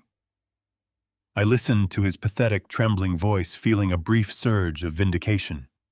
He was exactly the cowardly, drowning rat I had suspected. I leaned closer to the speaker, waiting to hear Victoria's tearful, confused response. I waited for her to ask him what he was talking about. Instead, the voice that responded was so cold, so terrifyingly calm, that it made the blood freeze entirely in my veins. It was Victoria, but she did not sound frightened. She did not sound confused or manipulated. She sounded intensely annoyed, like a teacher scolding a slow, disruptive child. She told Preston to stop his pathetic whining and pull himself together immediately. Her words were sharp, precise, and dripping with absolute contempt for his weakness. I sat frozen in my chair, listening as my only child completely dominated the conversation. She did not ask about the loan sharks. She already knew exactly who they were. She systematically outlined the entire financial strategy, demonstrating a ruthless, predatory understanding of corporate asset liquidation. It was not Preston who had targeted my commercial construction empire. He had simply been too terrified to formulate a plan. Victoria was the absolute mastermind behind the entire $15 million trap. The second audio file began, and the nightmare only deepened. Victoria was explaining the precise psychological warfare she intended to unleash upon me to secure my signature. She instructed Preston to book the most expensive, lavish vendors in the city, deliberately running up a massive, terrifying bill that would naturally provoke my contractor instincts. She laughed, a short, ugly sound that echoed off the glass walls of Jonathan's office. She told Preston that she was going to use my lingering, unresolved grief over her mother as the ultimate weapon. I listened in absolute horror as she calmly practiced the dramatic, sorrowful speech she would eventually deliver in her penthouse. She rehearsed the fake tears, the trembling lip, and the cruel, manufactured plea regarding Martha's dying wishes. She told Preston that my guilt was the absolute thickest, most impenetrable blindfold in the world. She guaranteed him that I would be so emotionally devastated, so utterly desperate to appease the memory of my dead wife, that I would sign the power of attorney without ever glancing at the fine print. The final recording delivered the absolute fatal blow to my soul. Preston's voice trembled as he asked her if she was absolutely certain I would not hire a legal team to review the dense stack of vendor contracts. Victoria's response was dripping with pure, unadulterated venom. She referred to me not as her father, but as a stupid, calloused bricklayer who had simply gotten lucky in the real estate market. She told Preston that I was a pathetic, foolish dinosaur who was so desperate for social validation that I would blindly hand over the keys to my kingdom just to sit at their table. She stated clearly and without a single shred of remorse that once the corporate assets were seized by the private equity firm, they would pack their bags, move to Europe, and leave me to deal with the absolute financial ruin. She casually dismissed my entire existence, referring to my 40 years of grueling, exhausting labor as nothing more than a convenient, disposable piggy bank for her new life. The recording ended with a sharp, definitive click. The heavy silence rushed back into the quiet room, feeling both suffocating and absolute. I did not move or speak to Jonathan. I simply sat there and stared at the silver device resting on the polished mahogany table. In that quiet, solitary moment, My daughter permanently died in my cold heart. Jonathan reached out and placed his hand over the silver device, but he did not turn it off. He looked at me with an expression that went beyond pity. It was a look of profound, chilling dread. He took a deep breath, the sound unnaturally loud in the suffocating silence of the glass-walled conference room. He told me that there was one final audio file recovered from the encrypted cloud server. He warned me, his voice dropping to a harsh whisper, that the first 3 recordings were merely about financial greed and social ambition. He said this 4th recording crossed a line so dark and so malevolent that it entered the realm of premeditated systemic abuse. I did not flinch. I did not turn my gaze away from the small metal speaker. The man who had walked into this office hours ago, clinging to the fragile hope that his child was an innocent victim, was completely gone. In his place sat a hardened survivor, a man who had built towering structures of steel and concrete, ready to face the absolute worst of human nature. I gave Jonathan a single curt nod. I told him to play the final file. I wanted to hear every single syllable of the truth, no matter how deeply it cut into my soul. Jonathan pressed the button, and the digital static hissed to life one last time. This time, Preston Sinclair was not speaking. There were no panicked pleas or desperate questions about loan sharks. The voice on the audio belonged entirely and exclusively to Victoria. She was leaving a direct, uninterrupted voicemail, her tone as casual and efficient as if she were ordering a cup of coffee. The sheer normalcy of her cadence made the words she spoke infinitely more terrifying. She said, "Once the old man signs the catering packet, the power of attorney is active. Pay off your guys immediately and keep them quiet. As soon as the honeymoon is over, I have the medical proxy ready." I sat perfectly still as her crisp, familiar voice filled the room, outlining a strategy that went far beyond simple corporate theft. She continued detailing her timeline with predatory precision. "I have been giving him the wrong blood pressure medications for the past 3 weeks, so he looks confused and exhausted in front of the staff. We will get him declared legally incompetent, dump him in the Silver Pines State Facility, and liquidate the rest of his estate." The recording clicked off, leaving a ringing void in my ears. The words hung in the sterile, air-conditioned air, dripping with a venom so pure it defied rational comprehension. My mind forcefully rewound through the past 3 weeks, replaying every morning routine, every shared breakfast, every interaction with my supposedly loving daughter. I remembered the sudden, unexplained dizzy spells that had forced me to sit down during board meetings. I remembered the persistent, heavy mental fog that made it difficult to recall simple contract details. I remembered the debilitating fatigue that I had naively attributed to the stress of wedding planning and the lingering, heavy grief of losing Martha. Victoria had been volunteering to organize my daily pill organizers. She had smiled brightly, pouring my morning coffee, handing me small white cups of pills, and assuring me she just wanted to take care of her hard-working father. She had not been caring for me. She had been actively, methodically poisoning me inside my own home. The realization hit me with the physical force of a sledgehammer. The financial theft was a secondary objective. Victoria had orchestrated a systematic chemical assault on my neurological health. She had deliberately induced symptoms of dementia and cognitive decline. Her endgame was not just to steal Caldwell Construction and flee to Europe. Her ultimate goal was to completely erase my freedom, strip away my legal autonomy, and permanently lock me away in a dismal, underfunded state-run institution. Silver Pines was notorious throughout the city. It was a bleak, forgotten warehouse for the elderly, a place where people were heavily sedated and left to rot in small, sterile rooms. My own flesh and blood had planned to abandon me in a state facility trapped in a chemically induced fog, completely unable to advocate for myself or reclaim my stolen assets. She was going to let me die alone, stripped of my dignity, my mind, and my name, just so she could fund a counterfeit life of luxury with a desperate criminal. A violent, trembling energy surged through my limbs. It was not sorrow. It was not grief. It was an ancient, primal rage. I looked down at my hands. The hands that had worked 10-hour shifts in the freezing Chicago winters. The hands that had built a sprawling empire from nothing. The hands that had gently rocked Victoria to sleep when she was a helpless infant. She had taken that unconditional lifelong devotion and weaponized it into a tool for my destruction. I had spent decades fighting aggressive competitors, navigating corrupt politicians, and surviving brutal economic downturns. I had faced men who would gladly slit my throat for a fraction of my wealth. But I had never encountered a predator as cold, as calculating, or as utterly devoid of a human soul as my own daughter. She had looked me in the eyes, kissed my cheek, and handed me poison, fully intending to erase my existence. I slowly pushed my chair back from the mahogany table and stood up.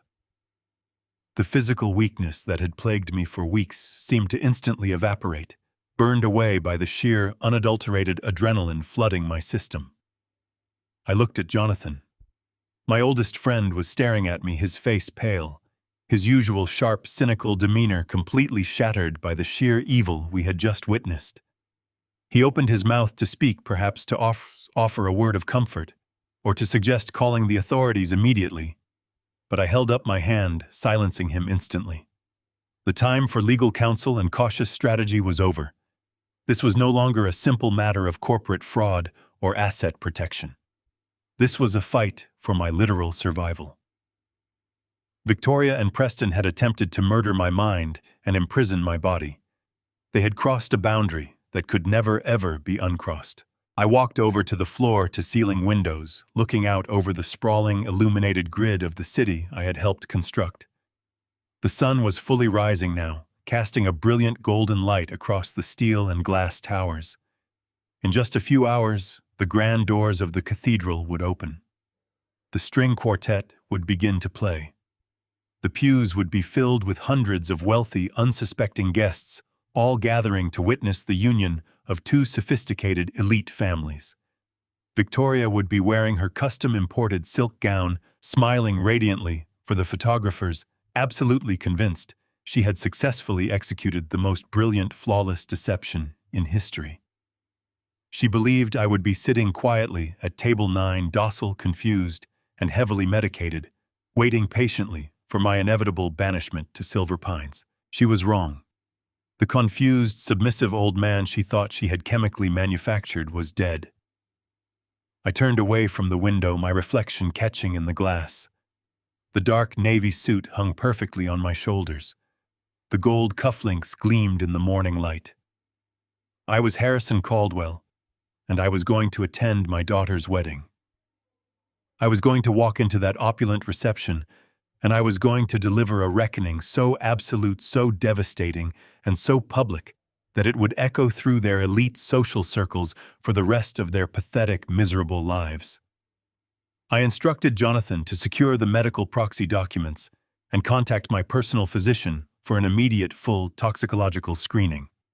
I wanted every trace of her poison documented and legally certified for the criminal trial that would inevitably follow today's events. I picked up my phone, my hand completely steady, and walked out of the conference room. The trap was fully loaded, the evidence was insurmountable, and it was finally time to watch them burn. For exactly 5 excruciating minutes, I allowed myself to mourn the devastating loss.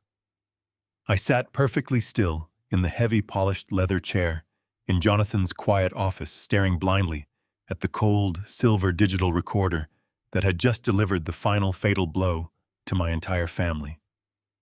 In those 300 seconds, I grieved for the little girl who used to hold my hand as we walked through the park. I grieved for the teenager who had proudly showed me her college acceptance letters. I grieved for the woman I thought I had raised, the daughter Martha, and I had poured our entire souls into shaping. I let the agony of her betrayal wash over me, feeling the deep physical ache of a parent, realizing their child is a monster. But when the grand clock in the corner of the room chimed the quarter hour, the mourning period permanently ended. The heartbreak evaporated, leaving absolutely nothing behind but a cold, hard, and merciless resolve. I felt a profound shift in my chest. The father who had desperately wanted to protect his daughter was gone. In his place sat a man who had survived cutthroat corporate wars and built skyscrapers out of steel and concrete. I looked up at Jonathan. He was watching me closely, waiting for my reaction, perhaps expecting me to crumble. Instead, I sat up straight, my voice steady and completely devoid of any remaining warmth. I looked him straight in the eyes and firmly told him it was finally time to press the nuclear button. We started with the immediate tactical strikes. Victoria and Preston had demanded $500,000 in certified cashier checks to pay off the remaining balances for the wedding vendors. The florists, the caterers, the lighting technicians, and the venue managers were all expecting their final payments upon arrival at the country club this morning. I pulled out my phone and accessed my secure banking portal. I navigated to the pending wire transfers and certified check authorizations. With a series of deliberate, satisfying keystrokes, I canceled every single one of them. The $500,000 instantly routed back into my frozen, heavily fortified private trust. I pictured the chaotic scene that would unfold in just a few hours. The vendors would arrive, demand their payments, and be handed utterly worthless paper or declined transfer notices. The massive floral arrangements would be halted at the loading dock. The imported caviar and champagne would remain locked in the catering trucks. The crystal chandeliers would sit unlit on the ballroom floor. Victoria was about to host the social event of the decade without food, without flowers, and without music. She was going to face the humiliating wrath of unpaid vendors, while desperately trying to maintain her aristocratic facade. Jonathan moved to his desk and opened a thick, heavy drawer. He pulled out a fresh stack of legal documents he had proactively prepared during the early hours of the morning. These papers represented the ultimate permanent severing of our bloodline. They were the absolute legal disinheritance of my only child. I took the heavy fountain pen he offered me. I did not hesitate. I did not let my hand tremble. I systematically signed my name on every single line, initialing the margins with cold precision. I removed Victoria from my last will and testament. I completely dissolved the generation-skipping trusts I had established for her potential future children. I stripped her name from every real estate deed, every investment portfolio, and every corporate holding associated with Caldwell Construction. I even revoked her access to the family burial plot where her mother rested. She had called me a pathetic, foolish dinosaur. She had planned to chemically drug me and lock me in a state facility to rot. She was entirely willing to erase my existence to fund a counterfeit life with a criminal. By signing these documents, I ensured she would never touch another dime of the wealth she so deeply despised yet so desperately craved. When I finished, I slid the stack back across the desk. Jonathan stamped them with his notary seal, making the disinheritance ironclad and completely legally binding. The financial blockade was in place, but the criminal reckoning was still required. I reached into my briefcase and pulled out the thick, meticulously organized manila envelopes I had prepared at my home office. These contained the devastating, undeniable proof of Preston Sinclair's elaborate wire fraud scheme and his terrifying entanglements with underground loan sharks. Jonathan took the envelopes, weighing them in his hands. He told me he had a direct, highly trusted contact within the Financial Crimes Division of the Federal Bureau of Investigation, a senior agent who specialized in dismantling high society Ponzi schemes. I authorized Jonathan to hand-deliver the evidence immediately. I wanted the federal agents reviewing Preston's fake portfolios, his offshore transfers, and his desperate communications with Eastern European criminals before the wedding cake was even cut. I knew exactly what would happen next. The authorities would secure federal warrants. They would freeze Preston's dummy corporations. They would trace the missing millions and discover his massive, unregulated debts. Preston was not just going to lose his stolen collateral. He was going to face decades in federal prison, and the dangerous men he owed money to would realize their $15 million payday had vanished into thin air. Victoria had hitched her wagon to a sinking ship, and I was actively blowing holes in the hull. The sun was now shining brightly over the city, signaling the start of the wedding day. I stood up from the conference table, buttoning my suit jacket. I thanked Jonathan for his unwavering loyalty. He promised me he would handle the fallout field, the inevitable panicked phone calls from the country club, and ensure the federal agents received the package. I left his office and rode the elevator down to the underground parking garage. I drove back to my quiet, empty house for the final time. I carefully looked at the walls that had sheltered my family for decades, feeling absolutely no remorse about leaving them behind. I walked into my bedroom and pulled a sturdy leather suitcase from the top shelf of my closet. I packed with methodical efficiency, folding shirts, trousers, and sweaters. I did not pack a tuxedo. I did not pack a tie. I packed for a long, peaceful journey across the world. I zipped the suitcase shut, the heavy metal fastener sounding loud and absolutely final in the deep silence of the master bedroom. I grabbed my worn passport and my freshly printed first-class ticket to Tokyo off the dark mahogany nightstand. I was permanently leaving the blast zone. I was going to walk slowly beneath the ancient cherry blossoms in Kyoto, breathing the crisp, pure spring air, entirely free from the toxic venom and ruthless manipulation that had slowly infected my entire life. Victoria and Preston had arrogantly built a fragile, glittering house of lies out of stolen money and deceit, and I had just deliberately set the match to the gasoline. Let them burn in the ensuing inferno entirely alone, knowing exactly who lit the fire. The morning sun climbed higher into the crisp Chicago sky, casting a brilliant glow over the sprawling grounds of the elite country club. I was miles away, sitting quietly in the plush leather seating of the first-class airport lounge, sipping a cup of green tea and watching massive jets taxi across the runway. My phone rested silently on the glass table beside me, occasionally vibrating with encrypted updates from Jonathan. He had positioned one of his most trusted investigators on the venue staff, disguised as a logistics coordinator, to monitor the precise execution of our financial demolition. Through his detailed minute-by-minute reports, I could visualize the magnificent disaster unfolding at the country club with absolute crystal clarity. In the opulent bridal suite overlooking the pristine golf course, Victoria was experiencing the final fleeting moments of her counterfeit victory. She was surrounded by a swarm of overpriced makeup artists and stylists, completely immersed in the glittering illusion of her own making. She wore a custom-designed, hand-stitched silk gown that cost exactly $40,000, a staggering sum she had casually charged to a corporate account I had since permanently frozen. According to the updates, Victoria was sitting in a velvet chair, sipping imported vintage champagne from a crystal flute. She was laughing with her bridesmaids, a collection of equally shallow socialites, projecting the image of a serene, wildly successful bride. In her mind, the deception was completely finished. She fully believed that the courier had successfully delivered the heavy leather binder to Preston's bankers. She thought the power of attorney was currently being processed, effectively transferring my entire commercial construction empire into the bloody hands of Eastern European loan sharks.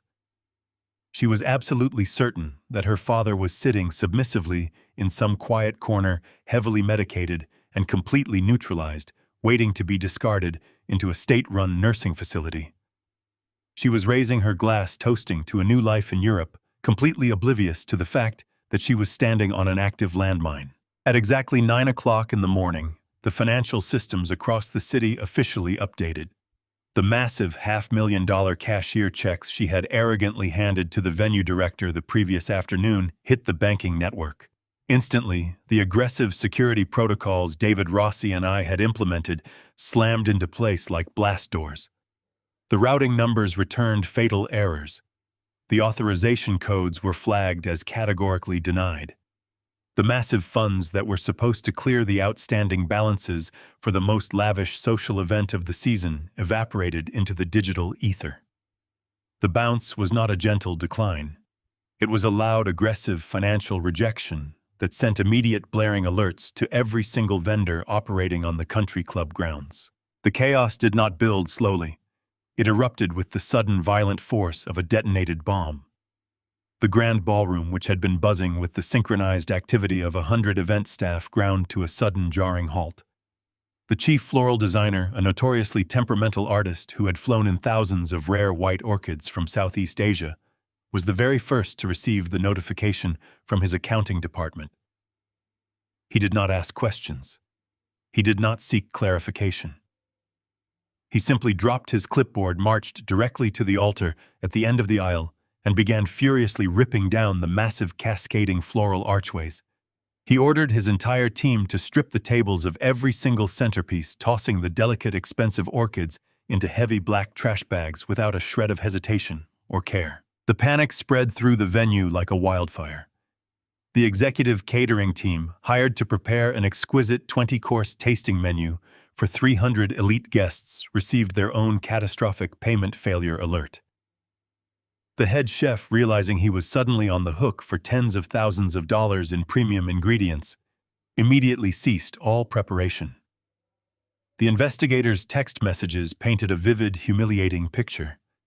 The kitchen doors swung open, and a line of angry culinary staff emerged aggressively, wheeling tall stainless steel carts straight through the main reception hall. They were literally rolling hundreds of pounds of fresh Maine lobsters, dry aged Wagyu beef, and tin after tin of imported beluga caviar, right out the back door and into their waiting refrigerated trucks. They stripped the open bars of the top-shelf liquor, packing away the vintage champagne Victoria had specifically ordered to impress Preston's fake aristocratic family.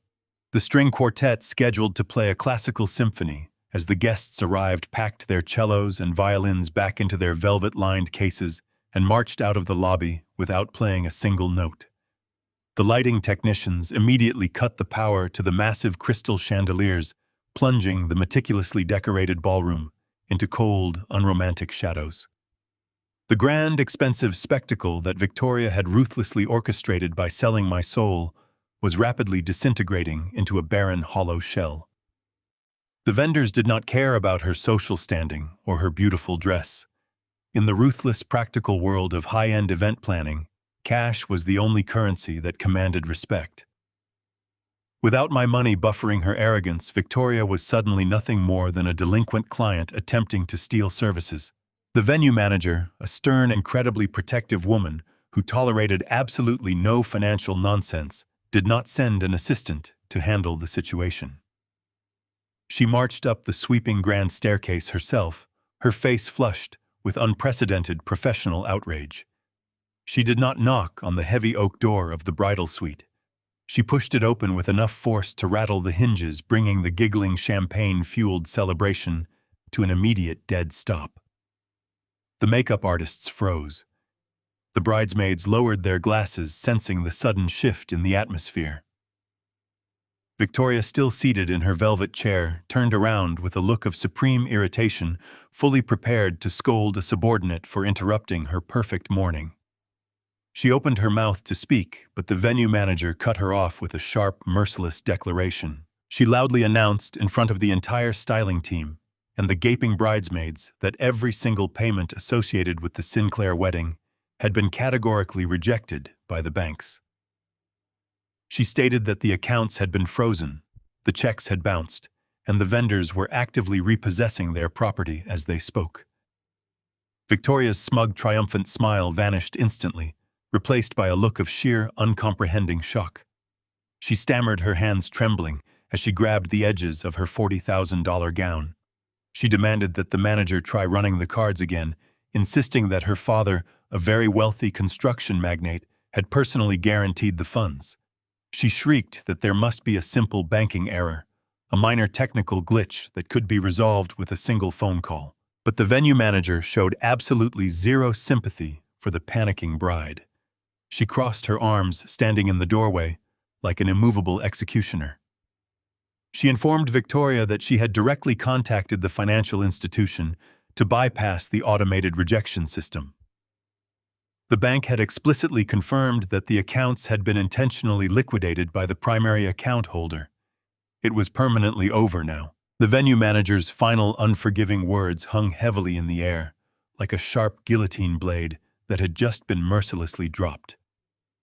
Through the secure messaging app on my phone soaring 30,000 feet above the Pacific Ocean, I received the detailed accounts of the fallout from Jonathan's operative hidden among the catering staff.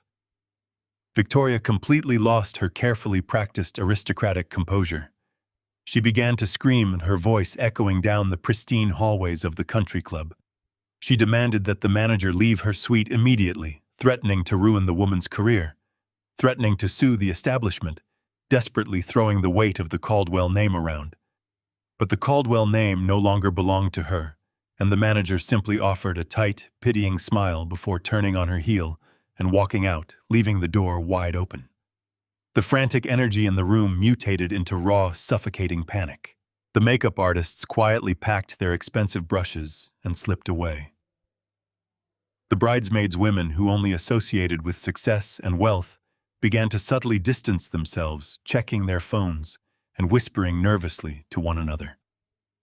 Victoria stood trembling in the center of the room, clutching the heavy silk of her $40,000 gown, surrounded by the rapidly disintegrating fragments of her fraudulent empire. It was right in this exact terrible moment of suffocating chaos that one of the younger bridesmaids, a girl named Madison, hesitantly stepped forward. She reached into the pocket of her silk robe and pulled out a thick ivory envelope.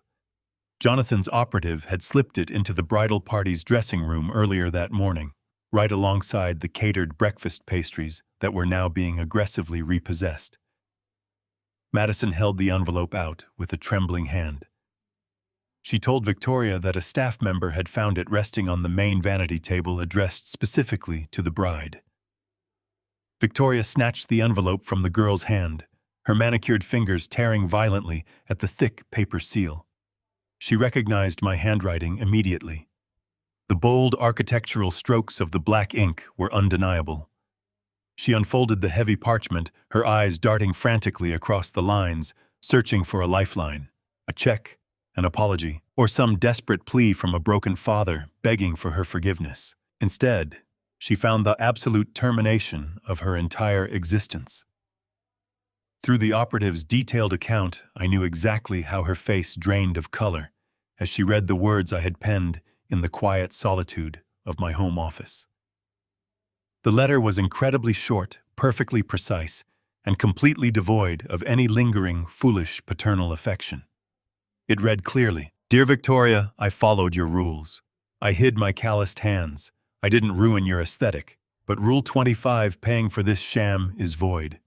The contracts are invalid. I heard the tapes about Silver Pines. I am in Tokyo doing what your mother wanted. P.S. The men in the black SUVs pulling up outside aren't wedding guests." Victoria let out a sharp, choked gasp, stumbling backward until she hit the edge of the velvet vanity chair. She collapsed into the seat, her perfectly styled hair falling across her face. The bridesmaids asked what was wrong, stepping toward her with hesitant concern, but she waved them away, utterly paralyzed by the crushing weight of the letter. The financial inconvenience had instantly transformed into an unmitigated nightmare. She knew the power of attorney she had so cleverly slipped into the vendor binder would not save her desperate fiancé. The chemical ink I used had evaporated, leaving Preston's bankers with a completely blank page. The massive funds she demanded were canceled. The joint accounts were entirely liquidated. But the true world-ending devastation lay in those words about Silver Pines. She clutched her chest, struggling to pull oxygen into her lungs as a full, violent panic attack seized her body. The sheer terror of realizing that her deepest, darkest, and most criminal secrets were fully exposed shattered her entire reality. She knew I had not just canceled an expensive wedding. I had documented her attempted murder. I knew she was actively, methodically poisoning me. I knew about the altered blood pressure medications and the medical proxy. She was no longer a beautiful bride facing a minor inconvenience. She was a criminal conspirator who had just been completely outmaneuvered by the victim she had so arrogantly dismissed. She reached down with trembling, desperate fingers, picking the letter back up from the floor to read it again. The lavish life in Europe, the endless shopping sprees, the aristocratic facade, they were all instantly vaporized. She was completely broke, tethered to a man drowning in criminal debt, and fully exposed as a monstrous, calculating predator. The postscript drew her eyes like a magnet. Her head snapped up. The heavy, insulated glass windows of the bridal suite offered a panoramic, sweeping view of the country club's circular cobblestone driveway and the manicured front lawns. According to Jonathan's operative, Victoria practically threw herself against the glass, her hands pressing flat against the pane. Down below, tearing through the pristine iron gates of the venue, was a fleet of 6 identical heavily tinted black sport utility vehicles. They did not stop at the valet podium. They bypassed the decorative fountain and skidded to a harsh, aggressive halt directly in front of the main lobby doors. The heavy doors of the vehicles flew open simultaneously, and over a dozen federal agents wearing dark tactical jackets spilled out onto the pavement. They moved with rapid, terrifying efficiency, completely ignoring the bewildered country club staff and the few early arriving guests. They carried thick manila folders, the exact same folders I had packed with Preston's fraudulent banking records and complex wire transfer history. I could picture the scene perfectly as the jet engines hummed smoothly around me. The agents marched straight past the dismantled floral archways, past the empty catering tables, and directly toward the groomsmen's private lounge. Victoria watched from the window above, completely paralyzed, as the federal authorities swarmed the building to arrest the man she had banked her entire future upon.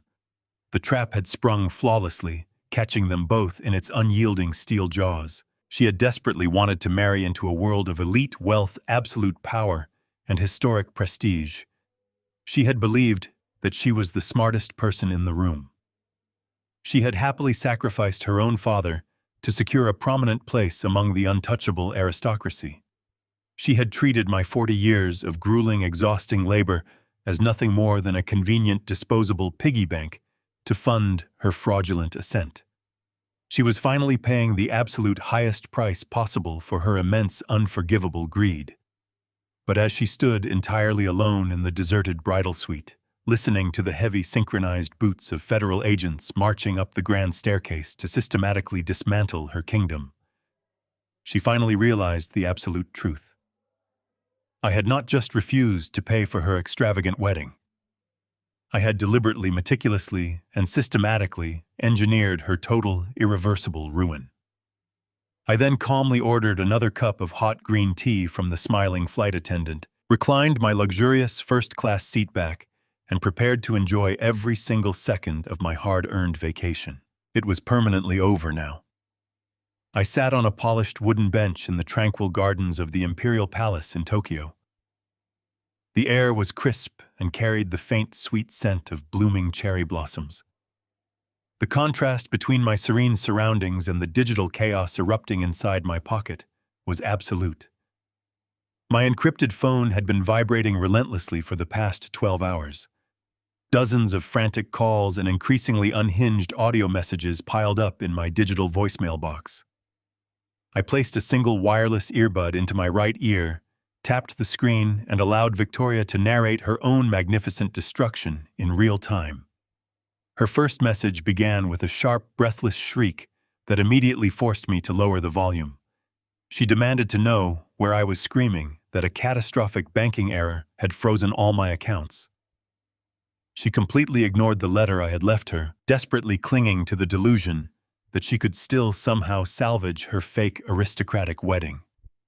She narrated the humiliating departure of the venue staff, crying hysterically as she described the florists throwing her imported orchids into the garbage. She begged me to call the country club manager, to wire the $500,000 directly to the catering company, to do anything to save her from the mounting social embarrassment. I listened to her frantic, hyperventilating voice with a steady, peaceful heartbeat. There was absolutely no trace of paternal instinct left in my soul to answer her pleas. The second voicemail arrived exactly 40 minutes after the first, and the tone had mutated from panicked desperation into sheer, unadulterated terror. The background noise of the recording was a chaotic symphony of overlapping shouts, slamming doors, and the undeniable crackle of police radios. Victoria was hyperventilating so violently that I could barely understand her frantic words. She screamed that federal agents had just raided the country club. The fleet of black vehicles I had warned her about had swarmed the manicured lawns, sealing all the exits and turning her luxury wedding venue into an active crime scene. She narrated the exact moment the tactical team marched directly down the main aisle of the grand ballroom, completely ignoring the 500 elite guests who had already taken their seats. Preston Sinclair, the man she had planned to use as her ticket to European royalty, was aggressively apprehended right at the altar. The federal agents loudly read him his Miranda rights in front of the city's most prominent socialites, publicly detailing his massive wire fraud schemes and his terrifying debts to Eastern European crime syndicates. Victoria sobbed uncontrollably as she described Preston being pushed into the back of a federal vehicle wearing handcuffs instead of a wedding ring. The sheer social humiliation of the moment was so absolute, so devastatingly complete, that Preston's arrogant mother Beatrice had collapsed onto the marble floor in a dead faint. The counterfeit aristocratic facade they had both meticulously constructed was instantly and permanently shattered in front of their entire social circle. The third and final voicemail was the longest, and it painted the ultimate picture of Victoria's complete, irreversible ruin. The background was entirely silent now. The federal agents had departed, taking Preston to a secure detention center. The 500 guests had fled the scene in absolute horror, desperate to distance themselves from a highly publicized federal fraud investigation. Victoria was sitting completely alone in the stripped, echoing bridal suite, whispering into the phone with a broken, hollow voice. The reality of the situation had finally crushed her toxic delusions. She acknowledged the letter. She realized that I had meticulously orchestrated the financial blockade and handed the incriminating files directly to the authorities. She wept bitterly, complaining that the federal agents had confiscated her custom $40,000 gown and her diamond engagement ring as evidence of Preston's stolen assets. She cried that the lawyers had already contacted her, informing her that she was completely disinherited and heavily implicated in the fraud conspiracy. Because her signature was on several of the vendor contracts and the medical proxy documents, she was now facing an extensive, devastating legal battle. She was abandoned by her friends, hunted by angry creditors, entirely cut off from the Caldwell fortune, and staring down the barrel of a lengthy federal indictment. She begged me for a lawyer, crying that she was terrified of going to prison, promising that she would do anything to make it right.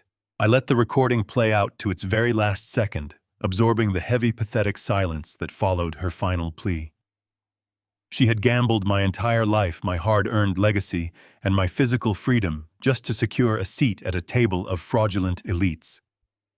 She had looked me in the eye and handed me poison, fully intending to lock me away in a bleak state facility to quietly die. She had demanded a reckoning, and she had received it in full. I did not feel a single shred of guilt or sorrow as I listened to her world completely collapse. I tapped the screen of my phone and pressed the delete button. The digital trash can icon consumed the voicemails permanently, erasing her toxic presence from my life. I stood up from the wooden bench, the morning breeze gently rustling the branches of the ancient cherry trees above me. The vibrant petals danced around my feet, creating a perfectly serene carpet across the well-manicured grass. I walked over to a polished metal disposal bin positioned neatly along the pristine gravel path. I took a deep, steadying breath, observing a small, vibrant koi pond shimmering nearby.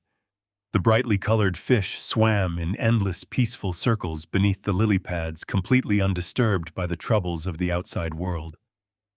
I wanted that exact same pure, quiet simplicity for the remainder of my given days, completely untouched by any further selfish financial deceit or cruel manipulation. Without a moment of hesitation, I dropped the encrypted phone into the dark receptacle. The heavy metallic clatter signaled the absolute final end of my previous life. I turned my back on the bin and began to walk deeper into the vast, beautiful gardens. The pink and white cherry blossoms were in full glorious bloom, falling very softly through the air, like winter snow. For the first time in 40 years, my mind was entirely clear. I was no longer a human bank account. I was no longer a calloused bricklayer meant to be hidden away. I was no longer a foolish old man waiting to be drugged and discarded by a greedy daughter. I breathed in the fresh, clean air, feeling the warm sun on my face. I was completely unburdened, standing thousands of miles away from the treacherous ruins of Caldwell construction and the toxic ashes of my former family. The suffocating weight of betrayal had vanished, replaced by a profound, unshakable peace. As I strolled down the quiet, sunlit path, listening only to the gentle rustling of the leaves and the distant singing of the birds, I finally realized the undeniable truth. I had lost a daughter, but I had reclaimed my soul. I was entirely, wonderfully, and permanently free. Never mistake a parent's patience for stupidity, and never assume blood ties obligate someone to endure your abuse. Greed has a unique way of blinding people to the very hands that feed them. When you treat the people who built your foundation as disposable stepping stones, do not be surprised when they pull the ground out from beneath your feet. True wealth is not found in elite society titles or stolen trust funds. It is found in integrity. If you build your life on a fragile foundation of lies and manipulation, it will eventually collapse completely under its own weight. If you believe that respect and integrity matter more than money and social status, hit the like button now to support this channel. Subscribe so you don't miss our next story of ultimate justice. Tell me in the comments, would you have left that letter? I read every single one.